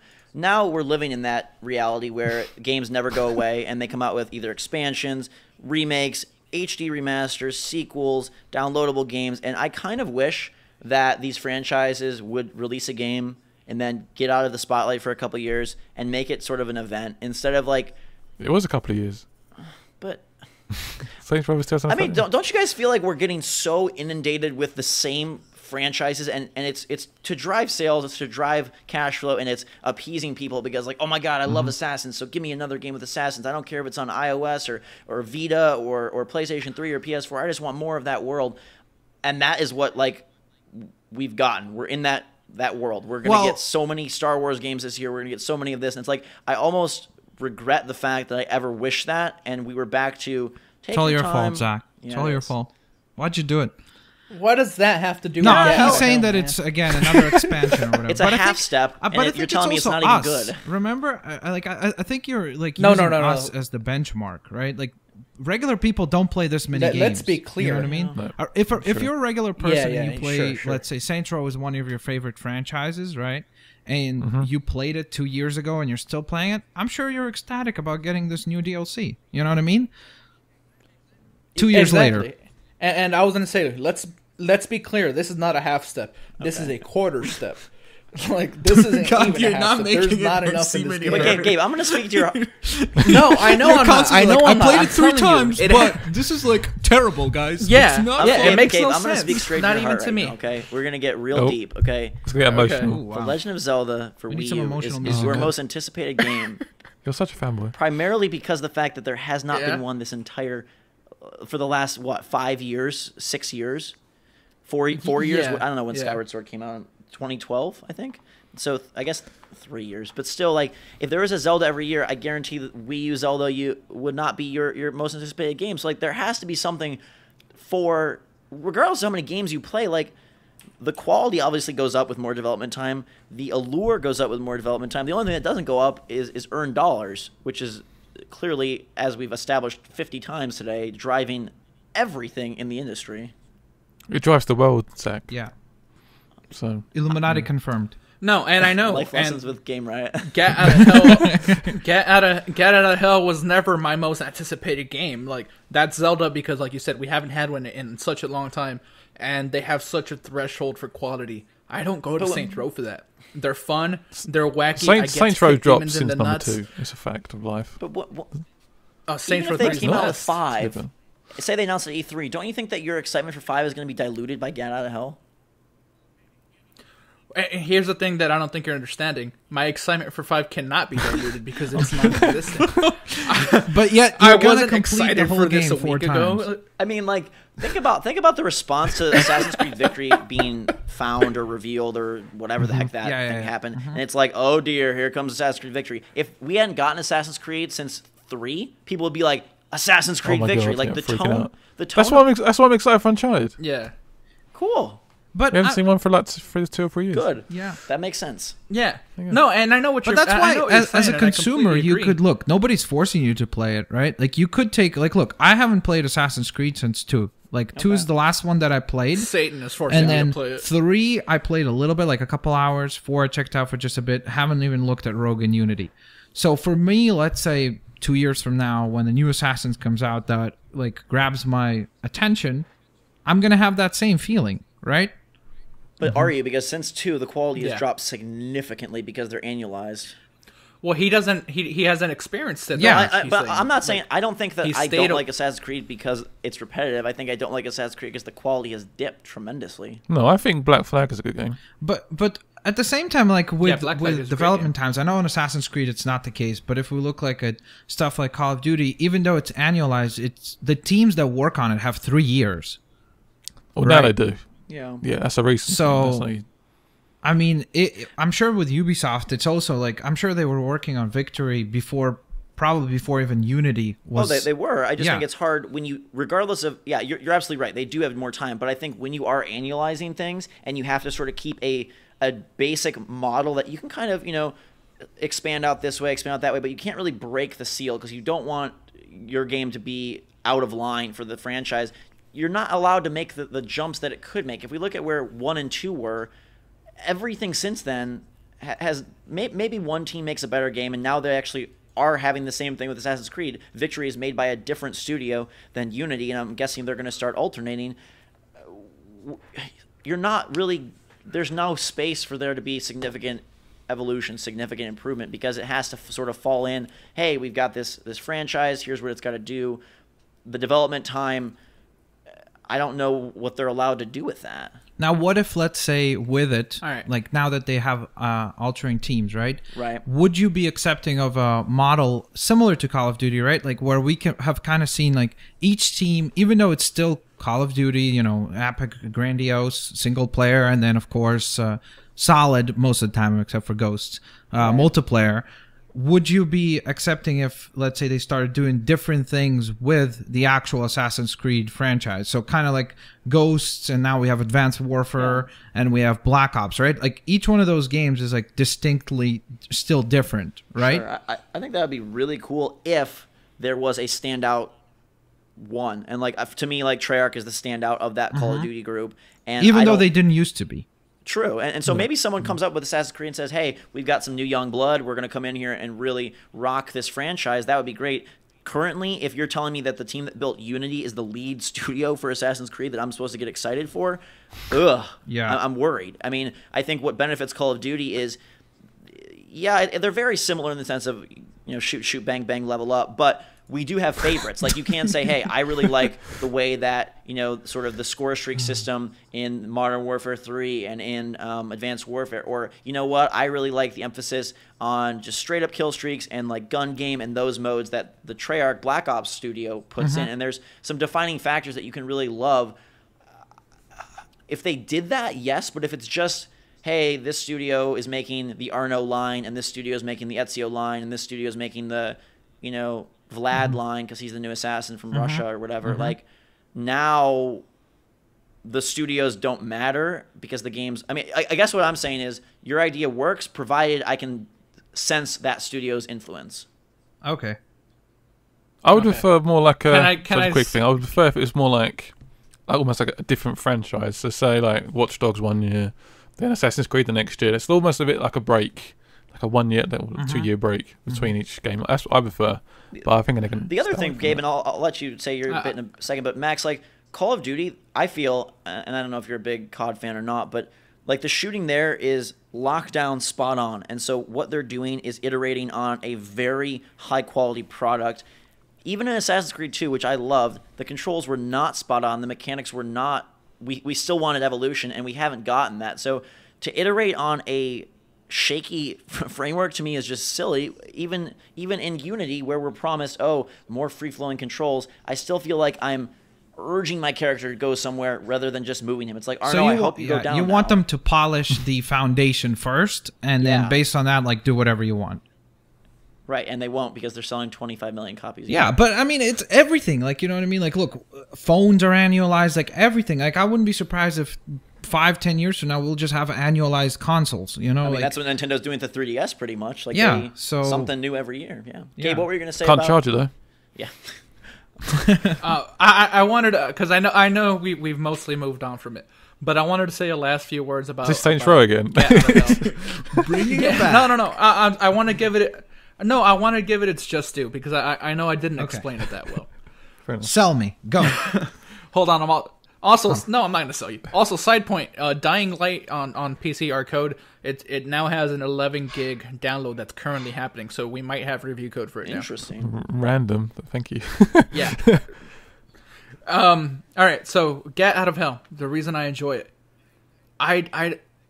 It's wacky, it's fun, it's funny, and I haven't played anything like that in a long time. Saints Row 4 was 2 years ago, and that's the last time I did this. And the reason that I've played this 3 times, it wasn't even intentional. The first time, and also super short. Are you 3 hours long. It was not intentional.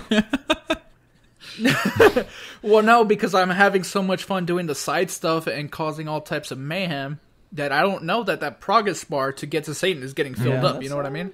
Yeah, I feel a little guilty that we're like trying to make you justify fun. At the end of the day, I guess that's really what Saints Row is. Well, I'm not. Right? I'm not like even trying to justify fun. It's I just a game, you know, at its core. Yeah. It doesn't try to be a movie or something like that. It's just chaos and fun.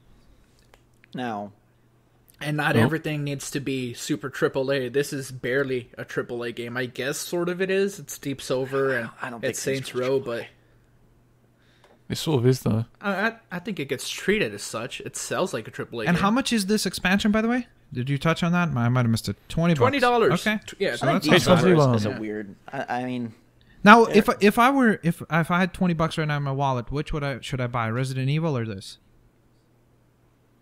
Ooh, Gaby's. I said Gat Out of Hell. And I think you would have fun with Gat Out of Hell. I really do. I don't think either of you would play it and be like, Gabe's crazy. Why on earth would he play this? Max, you could save your $20 and buy an Evolve monster, which will cost you $15, and you'd have $5 left over to go get lunch. That sounds like the worst deal ever. Max, I'm telling you, if you play Gat Out of Hell, you will enjoy it. Play it for your channel. I think your viewers will enjoy it too. Jesus, who are you tonight? Say, you think Silver in disguise? For my family friendly, it'll be perfectly Lego fitting. Saints Row? It'll be like Skylanders, Disney Infinity, and then Get Out of Hell. Yeah, that was my... So, interchange between Lego and Get Out of Hell daily. Boom, you're golden. Million subscribers. Max, he's trying to sabotage what you got going on.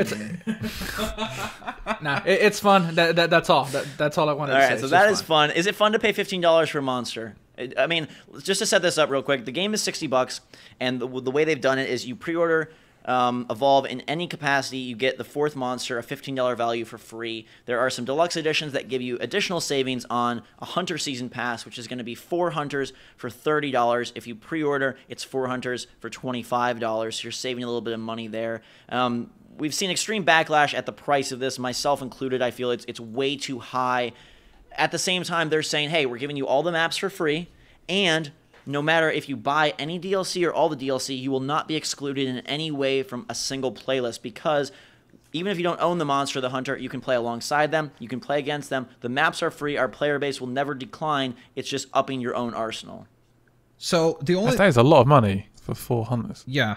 The only thing I'm wondering is, like what you said, you could play along them. So does that mean, like, the monster would only be playable by the people who have it, though, right? Correct, Yeah, but yeah, you can yeah. play against it. Yeah. Okay. Because the update that you get when that DLC, everyone will get that update, and so But it's not. But some obviously parts of it are locked unless you buy the. correct. So Well, no, just the part that right, lets you so pick Behemoth, it. you'll As still well. Yeah. see Behemoth even if you don't own it. You'll still play against Behemoth. You'll Just be still locked. be in that basically.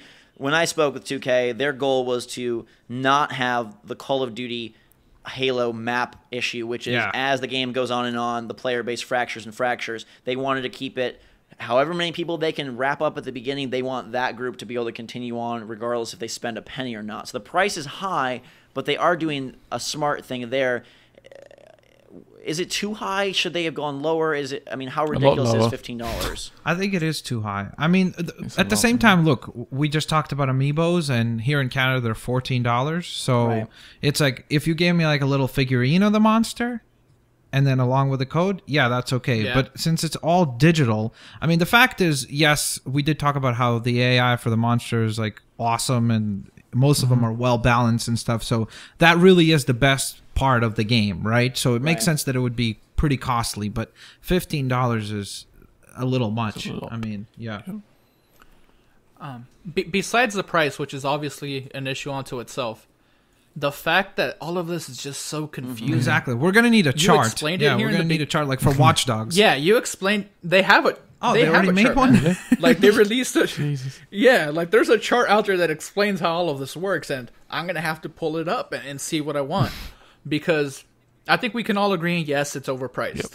but you don't have to get it. Like he's saying, they're avoiding fragmentation by letting you play against. So the maps monster are free anyways. though. Sure. The maps, The you maps can are all pay. free, so I wonder That's if good. part Yeah. of this is like, hey, since we're making the maps free and we're not going to get True, any yeah. revenue from that, we're going to overcharge in the monsters, assuming that the only people that want more monsters are the hardcore, and those people would be cool with paying more. I mean, if you look at value proposition, this is where I just have an issue because it's a quarter of the game, right? And if we think of something like Assassin's Creed, how much is? I mean, I know this one was free, but I'm assuming that Dead Kings DLC was going to be a $20 download. Call of Duty is $15 maybe. 15 for maps and usually some zombie edition, which is quite pricey in its own right. But we look at something like Nintendo, who expanded Mario Kart 8 with Yeah, two what was cups, it? Like $8 or something. 3 characters, 4 carts for $8, and if you bought both packs together, it was only $12.99. So That's good price. you're getting roughly a fourth of the game and the courses and the characters there for like an eighth of the price. Evolve, I mean, ironically, you are getting more than a third of the monsters for a quarter of the price, I guess, if you want to look at it Yeah. that way. Wow. But at the same time, I mean, how much is this? Is 2K, pushing the limits as we go farther down the line with still the $60 price point? This has been, we're 10 years at $60. I don't know how you guys feel about Well, that. with the oil prices dropping so much right now, right? Technically, you could justify Yeah. a cheaper price of a physical copy because it's cheaper to ship it. and make how it, much of all- this- Everything. How much of it also, though, is like the, Do you guys I don't know if think- this is what you're going to say, Gabe, but like the monster development cost? No, that could be it. But I was gonna say, how, are they like just preemptively just trying to get a like Game of the Year edition with everything on it for later? Oh, didn't mean for that to play out loud. 1 second.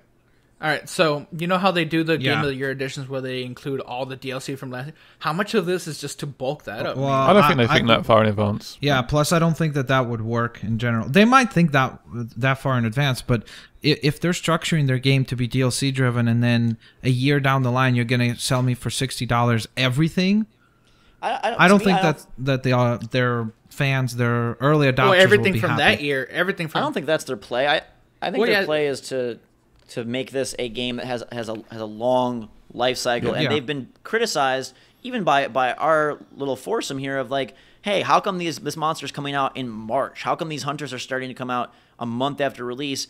But like, it's again a double-edged sword. Why is this DLC coming out so soon? At the same time, for a multiplayer-only game that Scott is a little bit weary of, hey, if we are introducing new content, that Scott, you don't have to pay for it. You're going to fight new monsters. You're going to have new teammates that can benefit you in different Which is ways. free, yep. 1 month after launch. So even if you get bored with playing the matches for 30 days, boom, we've got you covered. So again, it's like they're damned if they do, damned if they don't, because what they're doing is trying to find a way to keep this game thriving throughout the year. and at the same time they're facing extreme backlash for releasing DLC. I mean, I don't agree with the price, but I think that their idea of pumping content out is pretty smart. Yeah, I mean, it makes sense. Now, if you it want to make like, content, make it reasonably priced, and then you're talking. Yeah. So what would we be? What would be comfortable with?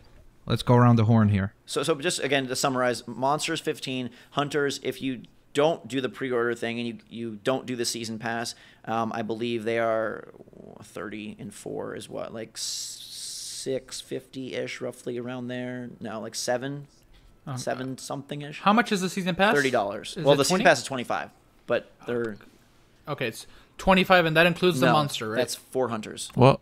You have to pre-order to get the monster. I would. Oh man, if I could just pay the 25 for everything, I'd be happy with that. And you can't.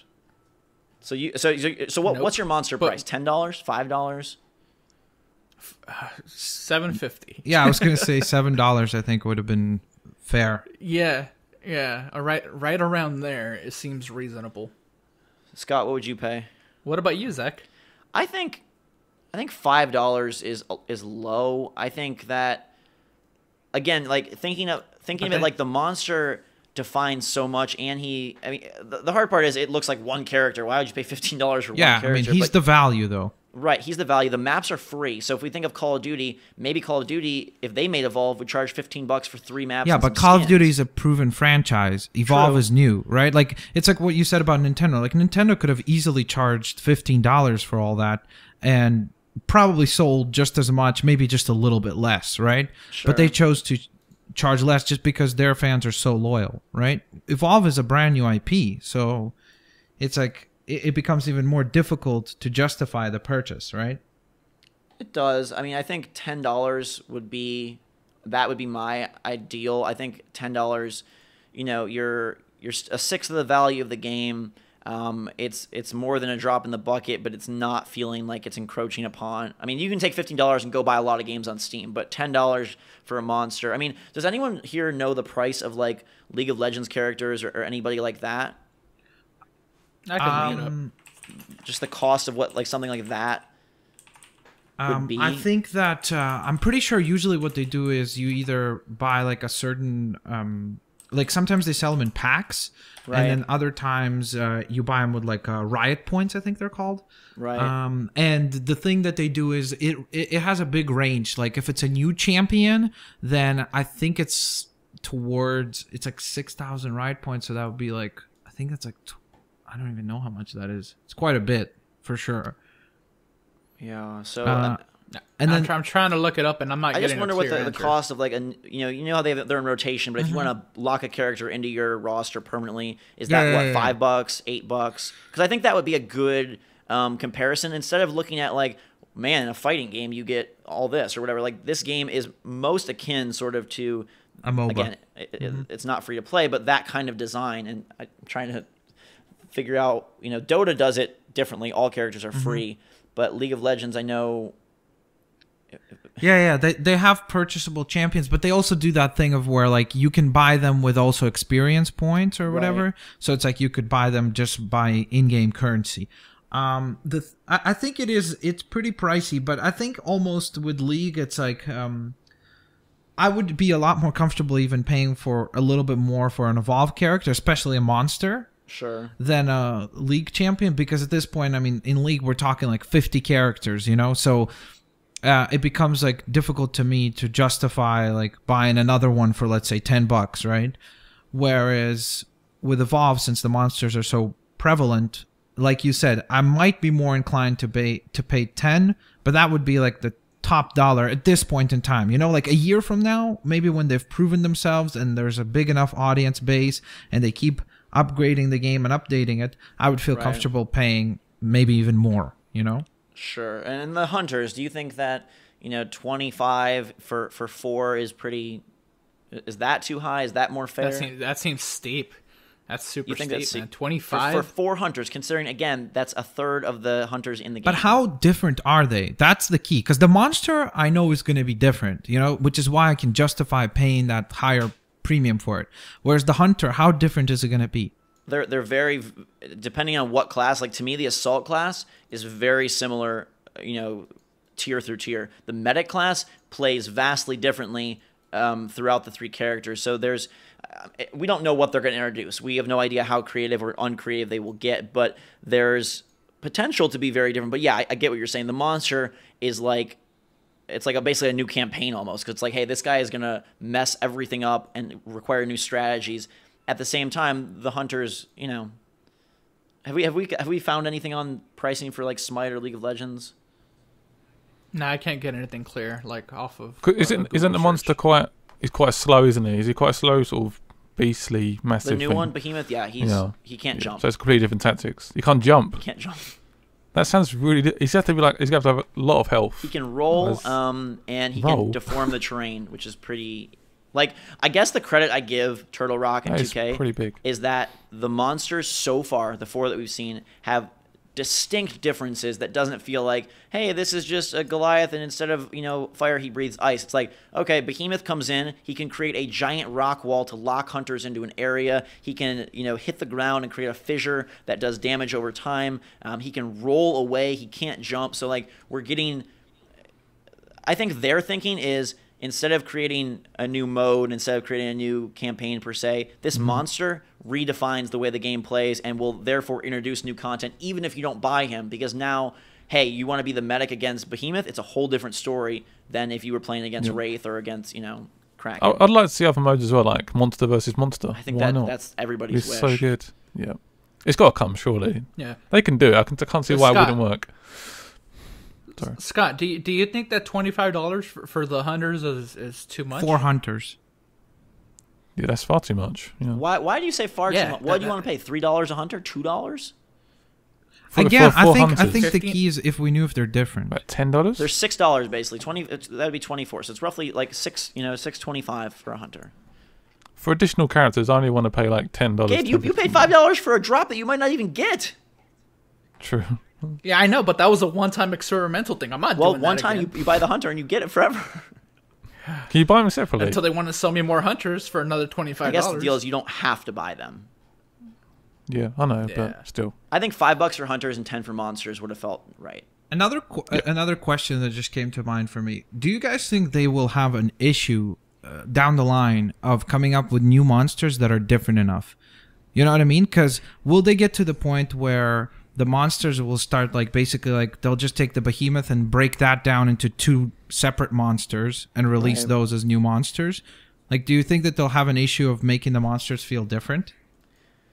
I mean, I think they will, because they've already sort of covered the flying. Yeah, that's what I'm. The heavyweight one, and obviously I think they will. Although people did think when they heard Behemoth, oh, giant tank, this is going to be boring, and in fact, he might be the most different monster of the entire bunch. Yeah, true.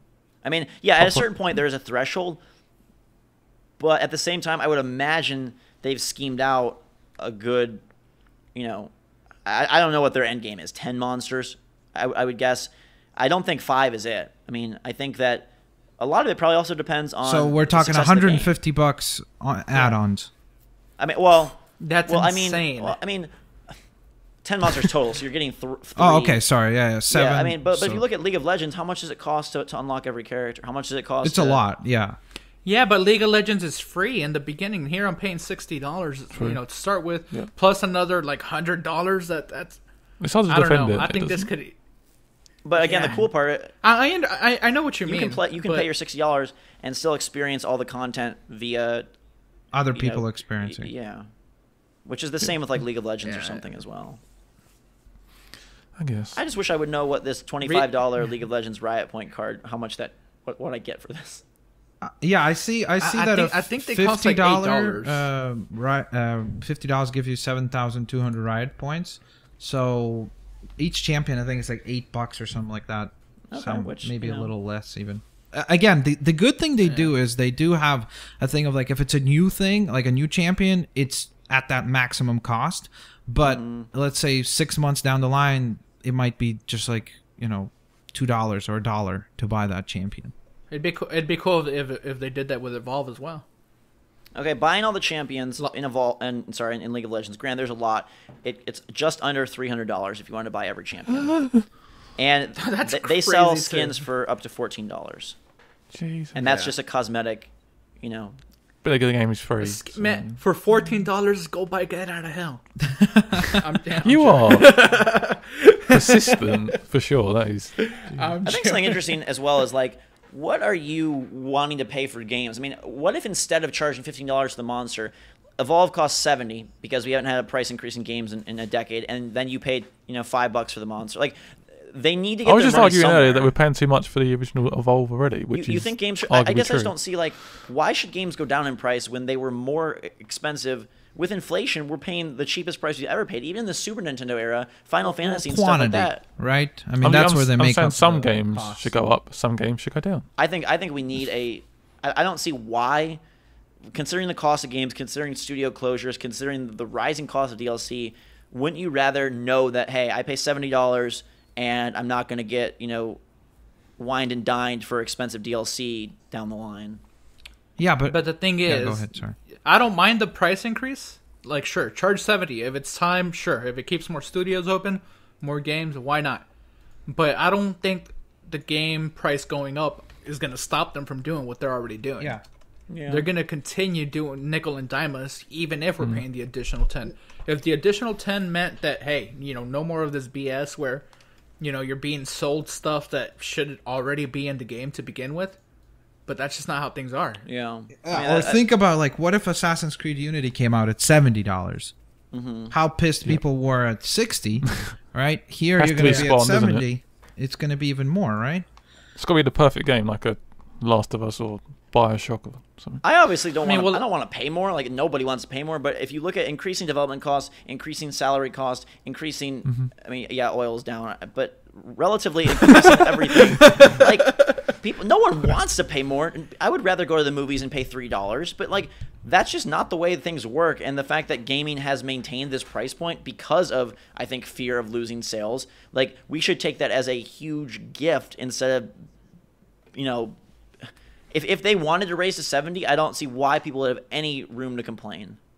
So why not look at it like this? No, people have room to complain. I mean, the complaint would be literally you're raising, like me paying more. But everything right? goes up in price. Yeah, of course. They already stealth raised the price. Yeah, I mean, we already pay more just through the DLC. We're already paying more. It's just stealth. So that stuff that you want in Uncharted, it's in your video game sales. There you go. I mean, my Nike shoes that I bought this month cost way more than the Nike shoes I got when I was a seventh grader, playing basketball. And that's because they're bigger.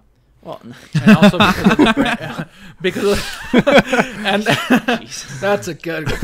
Scott made it funny. I mean, I also the branding deal. I mean, I'm not, probably a bad assumption, but if they're a basketball player's shoe, then they got to get their money too, and Nike has to make their money. I just don't get why video games should be the thing that balks at an increase when the price of milk goes up, the price of movies goes up, the price of your car goes up, the price of your house goes up. Like, why should games be the thing that are forced to stay there? And again, I don't want to pay more, but just speaking from a point, we had a studio close today solely because of money that didn't even get to put their game out. That's just their financials, though. That's them not being on control. Robert Bowling should not have bought all those fancy cars. Exactly. There you go. That's a terrible example. It goes back to what I said before. It's like, I think that to a certain extent, it's like, no matter what, at the end of the day, I'm going to side with the consumer. You know what I mean? And at the end of the day, it's unfortunate that those things happen and everything, but we also live in a capitalistic society, you know what I mean? And if you see a company like Rockstar manage to make $500 million in a day, that means that there is money there, a lot on the table. It just matters whether or not you make a polished game. Because if, for example, you were to tell me, okay, we're going to pay a little bit more for games, let's say $75, but you're not going to get bugs or glitches, day one patches, DLC that is on the disc, like, we're going to take that away. Yeah, there will be probably a lot of people that would actually agree to that. Gamers. Yep. I mean, True. It's just like, how can you then assign value based on quality, or how can you predetermine quality? So if you're saying, hey, you'd be okay paying 70 for the 9s out of 10s, but 60 for the 8s and 40 for the 5s, like, no one would ever agree to that, because then you'd be limited to like Naughty Dog and Nintendo selling their games for 70 and everybody else would be selling for less. Or but I think a lot of games would be successful if they sold for less. Because the Steam model of make it cheaper and sell more. Yeah, because I think that there are games that, like, even with, like, what we said, Evolve. I think if Evolve comes out at 40, I think that they would have an easier time selling that monster and upselling you maybe on another, because in your mind you will justify it's like, okay, I spent only 40 on this game. Usually a game costs 60. I'm having a ton of fun with this, so I'm going to drop another 15 on this monster. And then it's like, oh, these hunters look interesting. Boom, let me buy these as well. So you could push the season pass straight away and you get the money. Yeah, I mean, exactly. That's a good point. The thing I've heard over the years from just acquiring, listening to podcasts and stuff, is that developers shy away from variable price structures because it gives the consumer the perception that they are of a lower caliber than the other games. Yeah, I've heard that one. But I think that has changed because of things like Steam and stuff like that. I think that that's old way thinking. I think if we talked about, like, in the early 2000s, yeah, maybe. But we're talking about the average consumer that goes into a shop and sees a game that's $40. Yeah. Next thing, it's 60, and they go, "Oh, that's probably not as good then." Because it's the same with, like, buying a car. That car's more expensive, so it must be better. It's the same. But at the same time, it also it would create a much more competitive marketplace, because if I go into the store and I buy a game of the quality of Evolve for $40, brand new, my expectation for a $60 game goes up. You know what I mean? Sure. And then I think forces the only way that the would market work is if to make better games. You got, like, a game publisher Jedi Council formed and they all agreed to have this variable structure, because if you just have Evolve come out at 40, it's going to look really dumb. But if also Saints Row, or I'm just making this up, no like harm intended, but whatever game, this game and this game cost 40, then you could have an ecosystem where different price points equated to different things. But I don't know how they would ever get that agreement. Like, maybe Studio B is fine selling their game at 40, but Studio C, even though it's a multiplayer only and it's kind of crappy, they're not going to let go of that $60 point. But to be fair, how often do you see things? Okay, let's take something like Dragon Age Inquisition, right? On how many people's lists of Game of the Year that game was, right? I mean, we had a weak year, but it was on a lot of lists. Yeah. That game was $29.99 last week on sale. Yep. That game came out when? Yeah, I mean that's November. That's never been the case until just recently. You got games at $40, pretty much like you're saying, within the month. Yeah, so I mean, insane. That means that no matter what, they're gonna go on sale. So why not price it right away? Because then you get the $60 pre-order, and they're making $20 extra in their hand. Yeah, of course. But the problem is, then you want to claim that you want to raise prices on games that have oftentimes issues. That's where it becomes tricky, right? I just don't think that you can say quality. I don't know how you would ever define, because again, like we're saying, Gabe's having a lot of fun with Gat Out of Hell. Maybe I play it and think it's terrible. Scott plays it, it's mediocre. So how can we then decide that's a... We even see it with top tier games. Stuff like Mario and GTA have such vastly different opinions based on who's playing it. Yeah, exactly. But at the same time, okay, let's do this. Look, for example, I know I'm probably going to get crucified for this, but I have yet to play GTA 5. It just doesn't appeal to me. It doesn't look that interesting. Here. Oh, okay. There we go. I guess we'll get crucified together. Yeah. Yay. I'll hold your hand. Yeah. So... But at the same time, can we honestly step aside, both of us, right? Like, even if we don't like the game, I will fully say that's a full price game. Yes, but even though it's not for me, smart and very, like, calm people. Yeah, I know, but I mean, like, the general public, even in that regard, like, you can still prove the fact that a game is worth $60. It just doesn't appeal to me. You know what I mean? Sure. I just wonder then, okay, say they did have variable pricing. I could see Ubisoft saying, hey, Assassin's Creed is one of the best-selling games of the year. If we charge $70, people are still going to buy it. Madden, hey, EA, if we still charge $70, those football fans are still going to buy it. So now, I would just rather have a consistent increase or nothing, I guess, because it's like the companies then they think their game is great. I don't think they're going to be like, okay, GTA 5 it's worth 70, but Max Payne 3 worth 60 because it's not as. But that's because we're associating cost to quality. Like, that's the issue. So what do you want to associate cost to? Content. Like just straight hours. But then Ubisoft would be like, there's loads of content. The quality of hours. So you know again, that's quality. Then how are you going to determine that?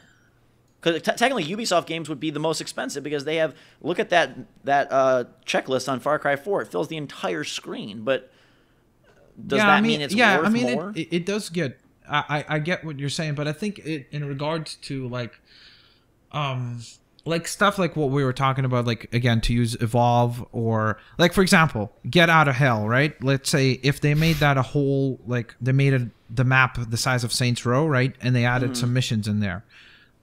There's a reason why they chose to price it at $20, right? Like it doesn't mean, what do you think when they released it at 20, like, oh yeah, this sucks, so put it at 20, you know?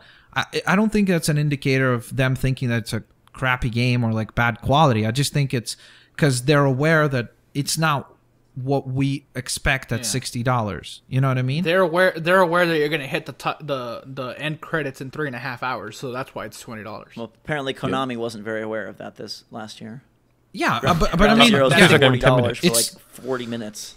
Yeah, well, it's still sold like massive, right? Oh yeah, yeah. So I mean, again, that's what I'm saying. I think you could charge. You put Solid Snake on the cover, you can charge $40. You put Master Chief on the cover, you can charge $80.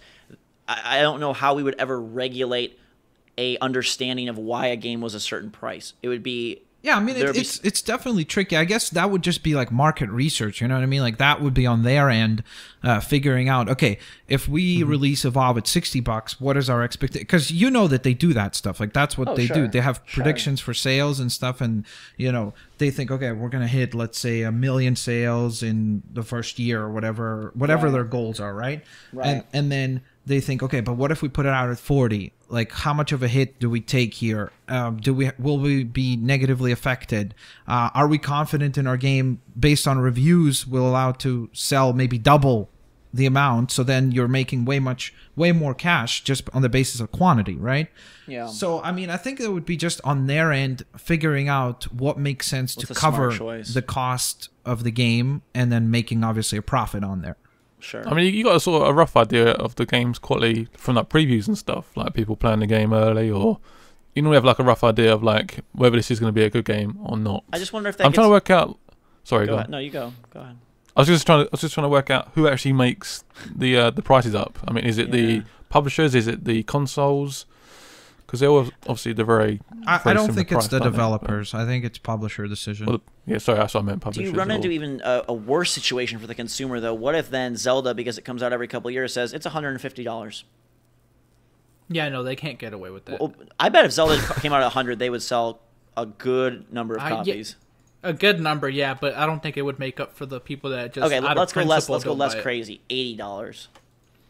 Sure, but then how many people just be like, no, I'm not buying it just out of principle? But is the difference? Oh yeah, how many people do that based on the current game industry though? Should you buy Assassin's Creed Unity with its bugs? No, I mean, yeah, but how many people will just wait a week and then a month or 2 weeks later and it's $30 off, and you're like, are bam. So critical, and that's why we're getting Behemoth for free with pre-orders. I bet because they know Evolve is going to be a game that will at retail go down in price, and so they got to get you the 60. Because remember, 60 with a free 15 is still more than 40 plus 15. So it's probably all so carefully calculated that. Yeah, I mean, there's people way smarter than us sitting there and figuring this out. So I mean, that's why we have limited edition games as well. I doubt that. Smarter than us? Nah. Conniving. And let me ask you guys this: like, and this is going to sound really bad, but I would love it if Evolve was more microtransaction based. Like, imagine if I could buy different things for my hunter to make my hunter, like you were saying, Destiny, like look super unique, or my monster. Like, I'm really anxious for a game that I could get into in the same way that people, spend money on voice packs and skins in Dota or something like that. Like, I would love to be able to have a game that I love that I could customize and put money into. Do you think that we're approaching the point where we'll start to see, and I'm not talking about carryovers like Warframe or DCUO, but free-to-play console games that make most of their money on customization and additional content? I think it's going to happen at some point. I mean, we've been slowly sort of... I'm trying to think of some games. There's some games around the sort of launch of like the PS4. They were saying like this is free-to-play games. Mm-hmm. Yeah. That's Blacklight Studio shut down. Yeah. Like, Zombie Studio shut down. Yeah, so. I mean, it's really? tricky. You see, I think it becomes really, really challenging how to do it right. You know what I mean? Because it feels to me like the PC market and the console market are very different. And not from the gamer's perspective, but from the majority, right? Like, let's be honest. There's 18 million PS4s sold. probably like, I don't know, maybe 6 million of those, 7 million are hardcore gamers, you know? Right. The others play 4 or 5 games a year. So how do you get them to adopt something like this? You know, I think that's tricky, but it could also work because we see over and over like games like Hearthstone and stuff like that, where if you give people a really good game, they don't mind paying for it. They don't mind paying for like even tiny little like things. You know what I mean? Like quality always sells. I mean, I think the concern with consoles is like, okay, you couldn't put that game on a disc if it's free to play, right? You're not going to do that. So it has to be download only. And then if you're going to have a AAA game that has microtransactions be download only, or any game of a $60 caliber and be download only, you know, like, what does that say to retail? Because, again, one of the things that I consistently hear is in order to convince retail to stock your console, you have to have the software there so that they can make, you know, a profit, and the accessories there to make a profit and whatnot. So if they are going to say, hey, we're not selling this in stores, it's just going to sell on you know, the digital download services, any game, cut your market as well. You cut your market, and retail backlash is going to start to creep in as more and more of that happens. They're fine with downloadable games, but as soon as you say, hey, Call of Duty is now a digital download with microtransactions, there's a huge backlash from the Walmarts and the Targets and the GameStops. True. Yeah, that's a massive market gone. So I don't know if we ever get that, like a AAA free-to-play game. I don't know if that can even happen. I don't know. I mean, yeah, it could be interesting. Like, I'm almost wondering if there would be at any point an experiment of where they sell a game mode, a part of a game, and then they kind of transition that into its own game. You know what I mean? Yeah. Like, for example, Halo 5 comes out, right? We have our regular multiplayer, but then a section of it is like something a little bit more like this kind of structure, you know, with microtransactions and stuff like that. But then do you allow them to play together? Because then that's just fragmenting your audience, and you don't want that either. But I think what he's saying more is like, hey, in the multiplayer, you could spend money. Like, you still pay $60, but hey, we're going to take the multiplayer and expand it with microtransactions for those people that want to dive, you know, deeply into the game. Yeah, and you get like Killer Instinct as well. Stuff, like, that was interesting. How would I mean, this is the most annoying thing, and like Zach said earlier, like, I'm going to sound like dumb for saying this, but why not in between a Halo match, like, throw an ad up there, like, get some ad revenue and charge. Oh, that's not going to go over well. I know, but people complain, look, when they watch like a 30-minute video on YouTube and they have to watch a 25-second ad before a 30-second ad, and there's lots of people complaining about that. So how do you explain to people, oh yeah, give us $60 and then we'll put a whole bunch of product placement in your face as well? I'm saying charge less, but, you know, have the ads, or make it free to play, but now you have ads. Yeah, I mean, that might be it, because they obviously, like, when you have a AAA quality game, I mean, you're talking big expenses, right? So they do need to figure out a way, how do we just basically, you know, stay afloat until we develop a big enough player base to where they can keep us afloat. Yeah. Gabe just linked us to a company that clearly values their product very highly, a $400 Borderlands Handsome Collection Edition. Yeah, I mentioned that briefly, the claptrap. It's like a remote control. Claptrap does like sounds and stuff. Did you mention that it was $400? $400. So you can buy a PlayStation 4, or you can buy a remote control miniature claptrap. It is pretty cool, though. Yeah, it's not $400 cool, though. I wonder what the sales on this are. Well, I mean, look, the problem is, you see, like, I collect stuff, right? Like, I've got a collection of some figures and stuff like that. So it depends on the scale of this thing, who sculpted it and stuff like that. Because the problem is, like, that stuff is expensive, you know? Like, like when you talk about, like, those, like, Hot Toys figures, like, those things are, like, $300+ for one figure, you know? So depends on the quality of this thing. I'm sure it's not going to be a very big edition, because if it was, it'd probably be, like, $250 or something like that. And it will sell. I mean, Titanfall, those crazy editions for $400 also sold, right? Yeah, that's and they very did very true. well, I mean, I think DLC, we're just going to see. I don't know if there's again, what point does it hit where either game prices go up or people rebel against DLC, but even the lowly Nintendo, according to this group of, well, maybe it's just Scott who doesn't like Nintendo, but it is just Scott. There's definitely elements that I don't like Nintendo's business practices. Yeah, well, sure. Their games are good, but they're exploring DLC, and I wouldn't be surprised if we get, you know, more of that from them. And so it's something that's unavoidable. And I think the quick blame is to say, oh, this could have been part of the game. And there surely are studios that do chop it out, and it's obvious. I mean, Destiny, you can see the area before you get there. in their DLC. So at least that area was built. But some of this stuff, like, I don't think you can say that every developer is purposefully, working slow or not doing things. I mean, some of these delays, Witcher 3 or Evolve, that are development time-based delays, like, there's no way that they're sitting there just twiddling their thumbs, delaying the game, and making DLC. That's just not... It's not smart business, and of course. One's every month around. that they're not releasing the game is costing them money. So. Right, so they are. I mean, DLC in general, like, it's taken a lot of interesting turns over the last decade. But are you guys cool with?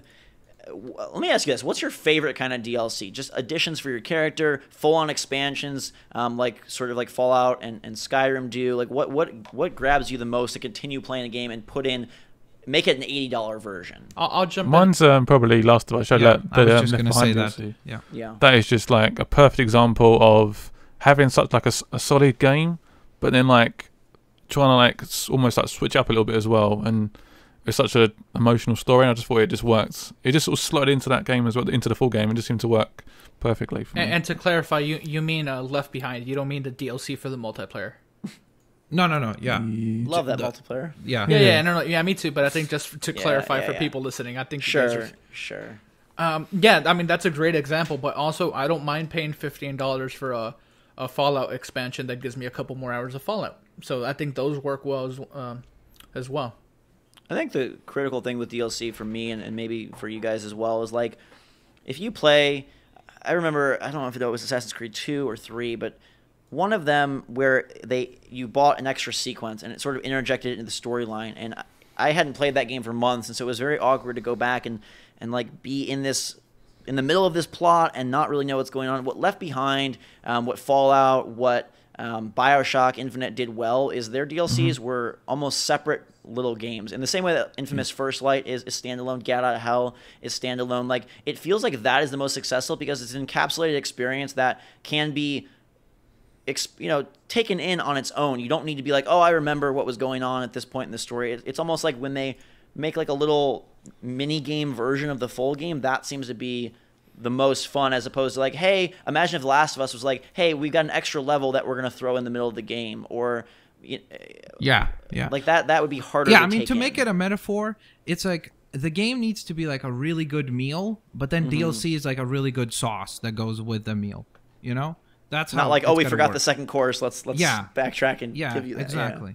Yeah, that's a good bit. Gabe, what I mean, Fallout's like, you think, a prime example of how that's best executed? Fallout. They said Left Behind. That's another one that came to mind, but they said it. Yeah. I mean, even Get Out of Hell, if you want to count that as DLC, I mean, it's an expansion. So, I mean, you sure have gotten your money's worth based on hours. I mean, I really feel like I do, and you guys laugh at it every time I bring it up, but it's just... You brought it up like a lot. Well, he's asking, so that works. I'm telling you, the game has hypnotized me, guys. Save me. Gabe, now you know how I feel when I talk about Splatoon. True. Those two games are going to so much. I mean, the Skyrim DLC was pretty good too. I mean, which one? The building the house one? Yeah, no, but it's priced fairly. They add a couple hours, they add a couple story missions, and it's like what, $15-$20. Pretty good. Yeah. I mean, I think the key is also fair. You know what I mean? Like, we've seen it over and over again with the consumer at this point is like, you can't pull one over on us anymore. Like, there's just too much access to information and stuff like that. So I think that all of the companies we brought up in the DLC we like, if you notice, are companies that consistently make good games. You know what I mean? Like, it's Bethesda, Naughty Dog. Like, we didn't bring up Ubisoft or somebody like that, right. Because their DLC oftentimes literally feels like chopped up or kind of half put together. And to be fair, sometimes they do also knock it out of the park. So we don't want to just be, only talking on the negatives. But I just think that the key is be fair. And there's a lot of examples for publishers and developers to look to and be like, oh, that's how we do it right. And still stay successful. So you know which one else is good, and I don't know if any of you played it, but for Batman Origins, the Cold Heart. Yeah, I think that cool. I think that one was done very well. Is that the Mr. Freeze one? Yes. Yeah. Yep. Okay. I thought that one was good. I think a lot of it's too whether you want to call it quality level or enjoyment with the game. Like, for example, if we all play Evolve and love it, $15 for a monster, you're like, dang, this is going to expand our experience, tenfold, versus if we're sour on Evolve and you're like, they want $15 for a monster, like, yeah, right. So, I mean, Left Behind, obviously, the DLC of a super quality game. Fallout, a very well-received game. Skyrim, beloved, and people poured hundreds of hours in, so some of it seems to be just the straight fact of, like, is your game good, then your DLC is going to be... We want some more of it. Right, basically. right. Which is someone who doesn't want more of it. I'm going to bring in a couple pieces of listener feedback here. Make sure to leave your comments down below. We'll be picking some questions and comments based on this show and anything you have looking forward as well. So starting next week, part of the podcast, there'll be a segment talking about Gat Out of Hell. Yeah, exactly. Yeah. If you want to be in on the Gat Out of Hell segment, make sure you...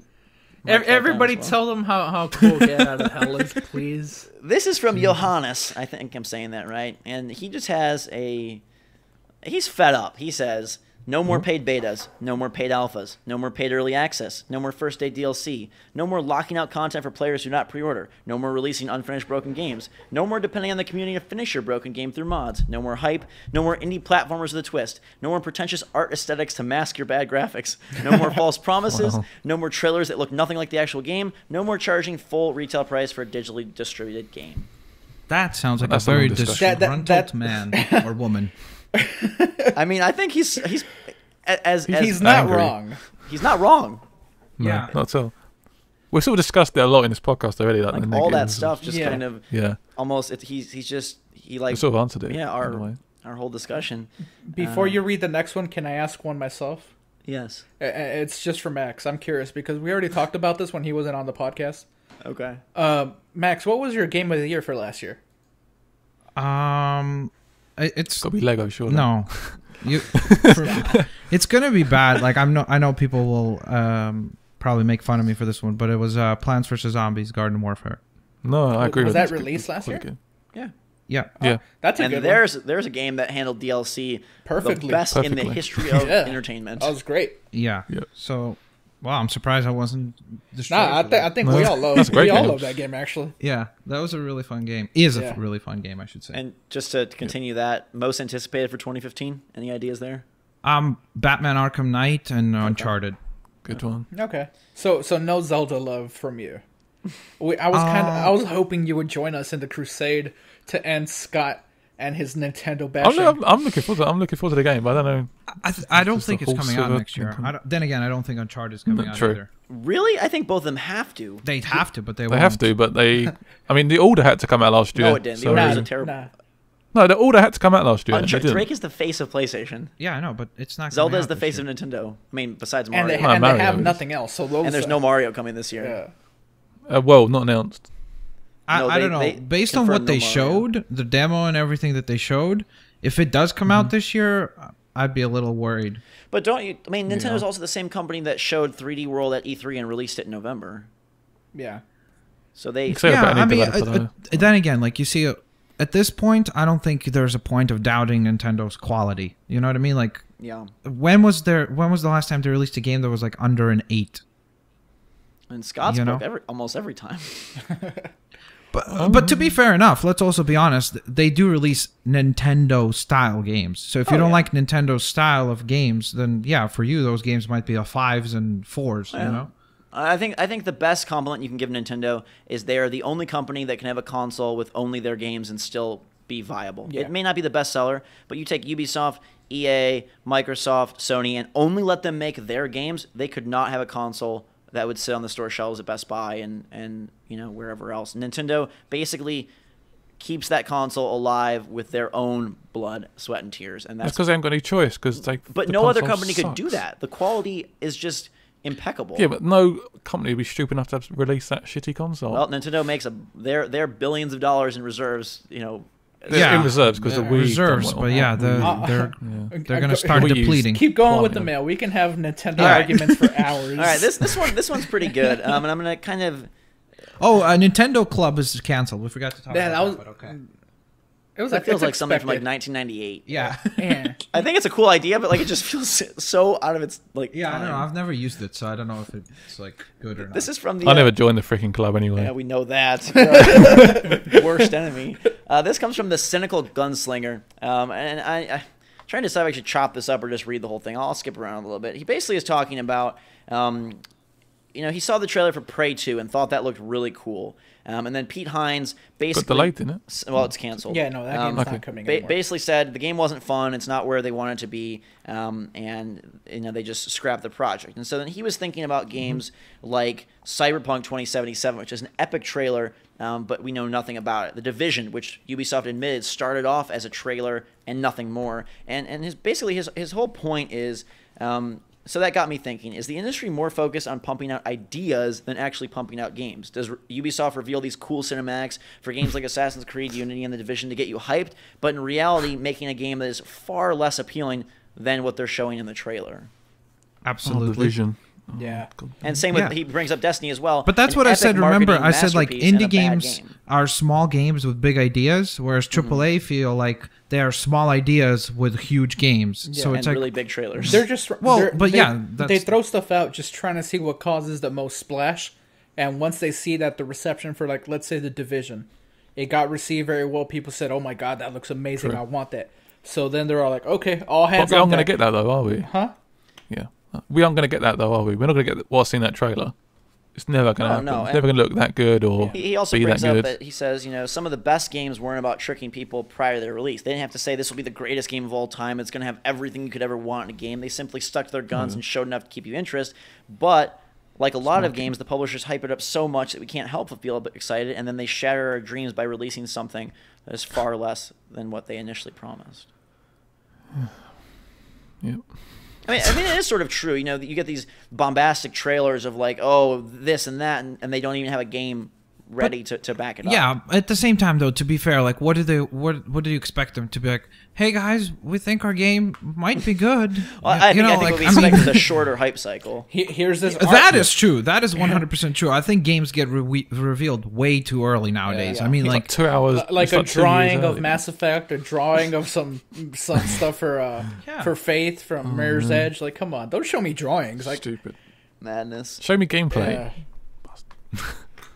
Yeah, we want to see gameplay, not some CGI fake drawing crap. Yeah, I think that games like between reveal and release, 8 months is like the maximum. That's it. Like, I wish. I think so. Yeah, I It's think not that's though, what is it? we It's should like 2 years. like.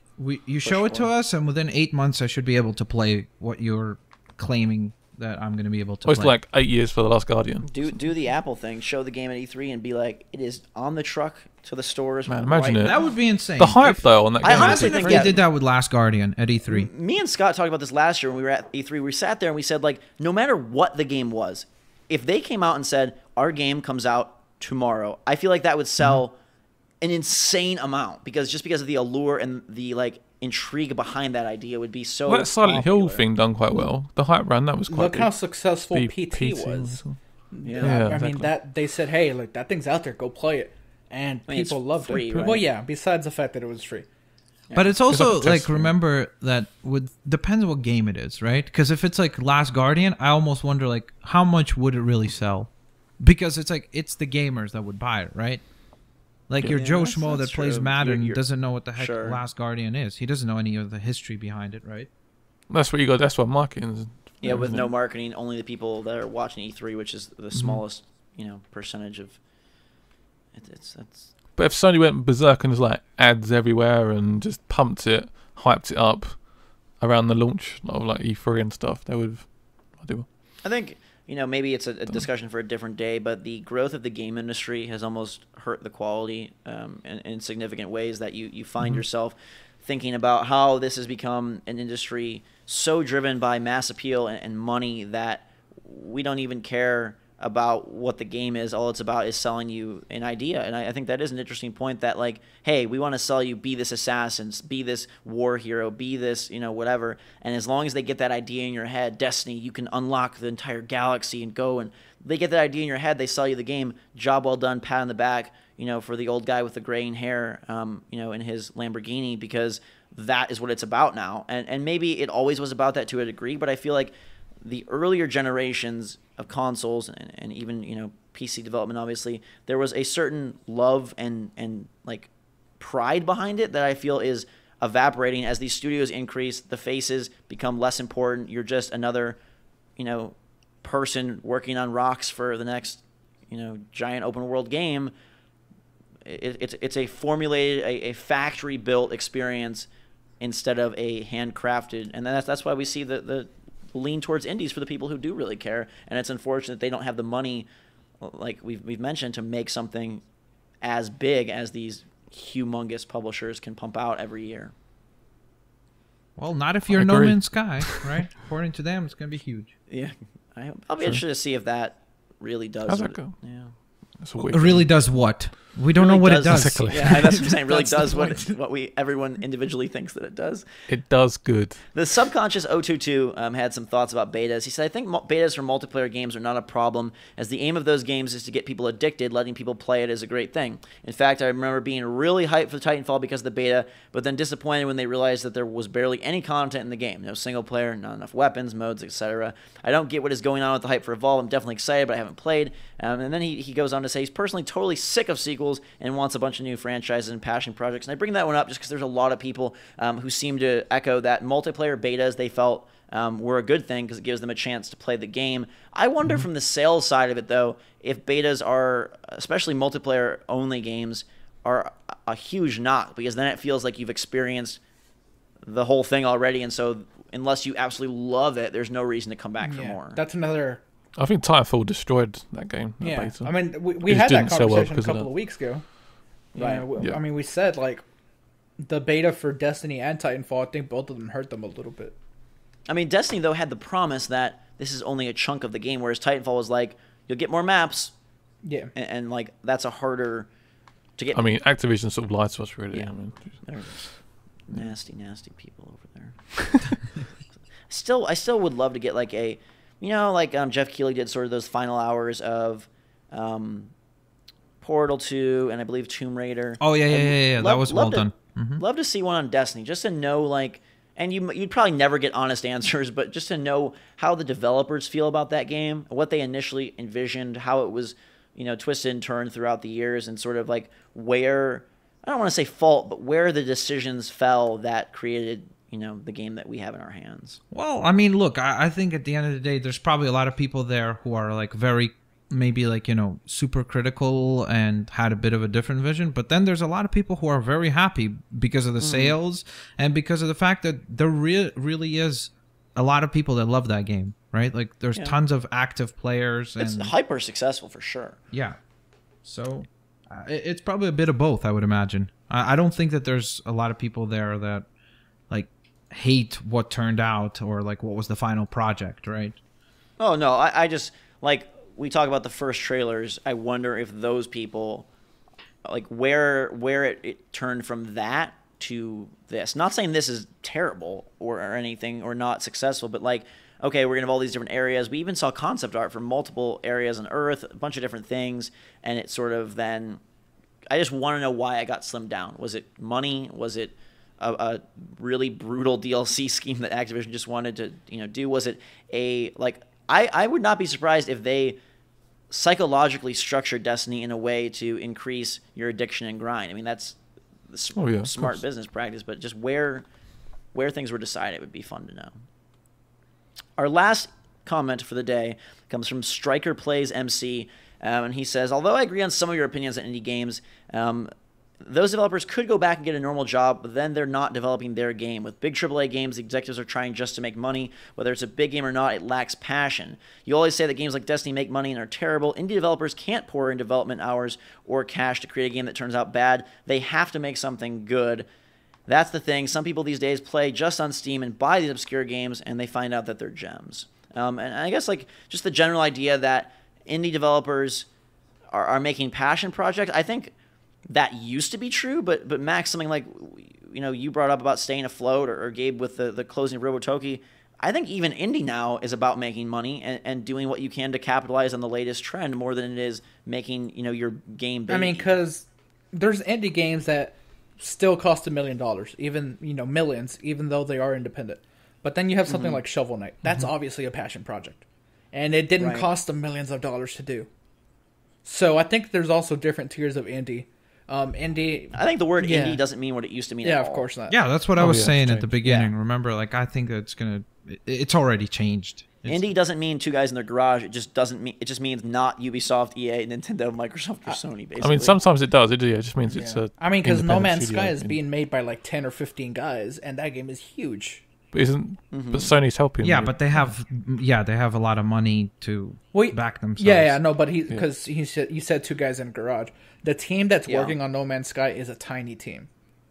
I guess I just meant the idea of, hey, we're doing this with our our leftover money and trying to push through versus, hey, we've got $10 million or $20 million to make this game.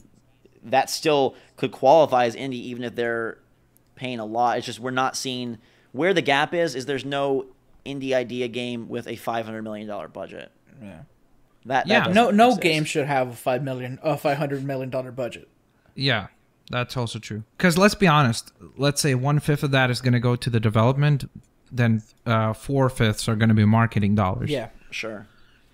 Very true. Very interesting. I think we had a lot of good discussion this week, so I'm hoping we'll get a lot of good comments down below. We definitely read through those and are looking for some to bring into next week's show. Again, give us your feedback if you have it on the podcast in general, because we are finalizing a lot of those things. Yeah. Before we get out of here, any closing thoughts, any updates on you guys' dogs or anything? How do you feel about the fact that we went 2.5 hours this week? Let us know. I blame Max. No, I mean, we didn't do this until he got No, here. it's perfectly blame fine. me Like too. we don't. I don't mind it. I don't know about you guys. It was a blast, but one of the big requests we got was go as long as So as somebody you said do need, a 4-hour podcast. So a bunch of people said that. So 4 hours. yeah, that's what they said. 2.5 They hours said was that. intense. No, but we super appreciate Max you taking your time to join, and I think it's safe to say for me and for everybody that we'd love to have you back again. I'll think about it. What's your fee? That's No, what I'm we'll joking. have to talk about that. No. Free. What's my free? Make sure to follow these guys everywhere. Follow them around in real life. Follow them on Twitter. You got twitter.com/GameRiotArmy, twitter.com/VaultLGabe, twitter.com/Blitzwinger, BLITZWINGER. And their YouTube channels are all exactly the same. Follow me, twitter.com/GhostRobo, and we will talk next week. Guys, thank you so much for putting up with each other for 2.5 hours. That was pretty epic. Now we can go back to Thank trying God, to kill it's- each other. Now we can dislike him. I hate you now. You got a peek of that with the Zelda Uncharted talk there. You got a little intense.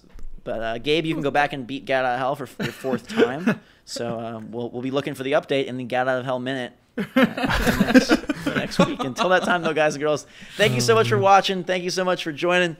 Have a fantastic week, and we will see you all later. Bully. What happened to the hot chocolate?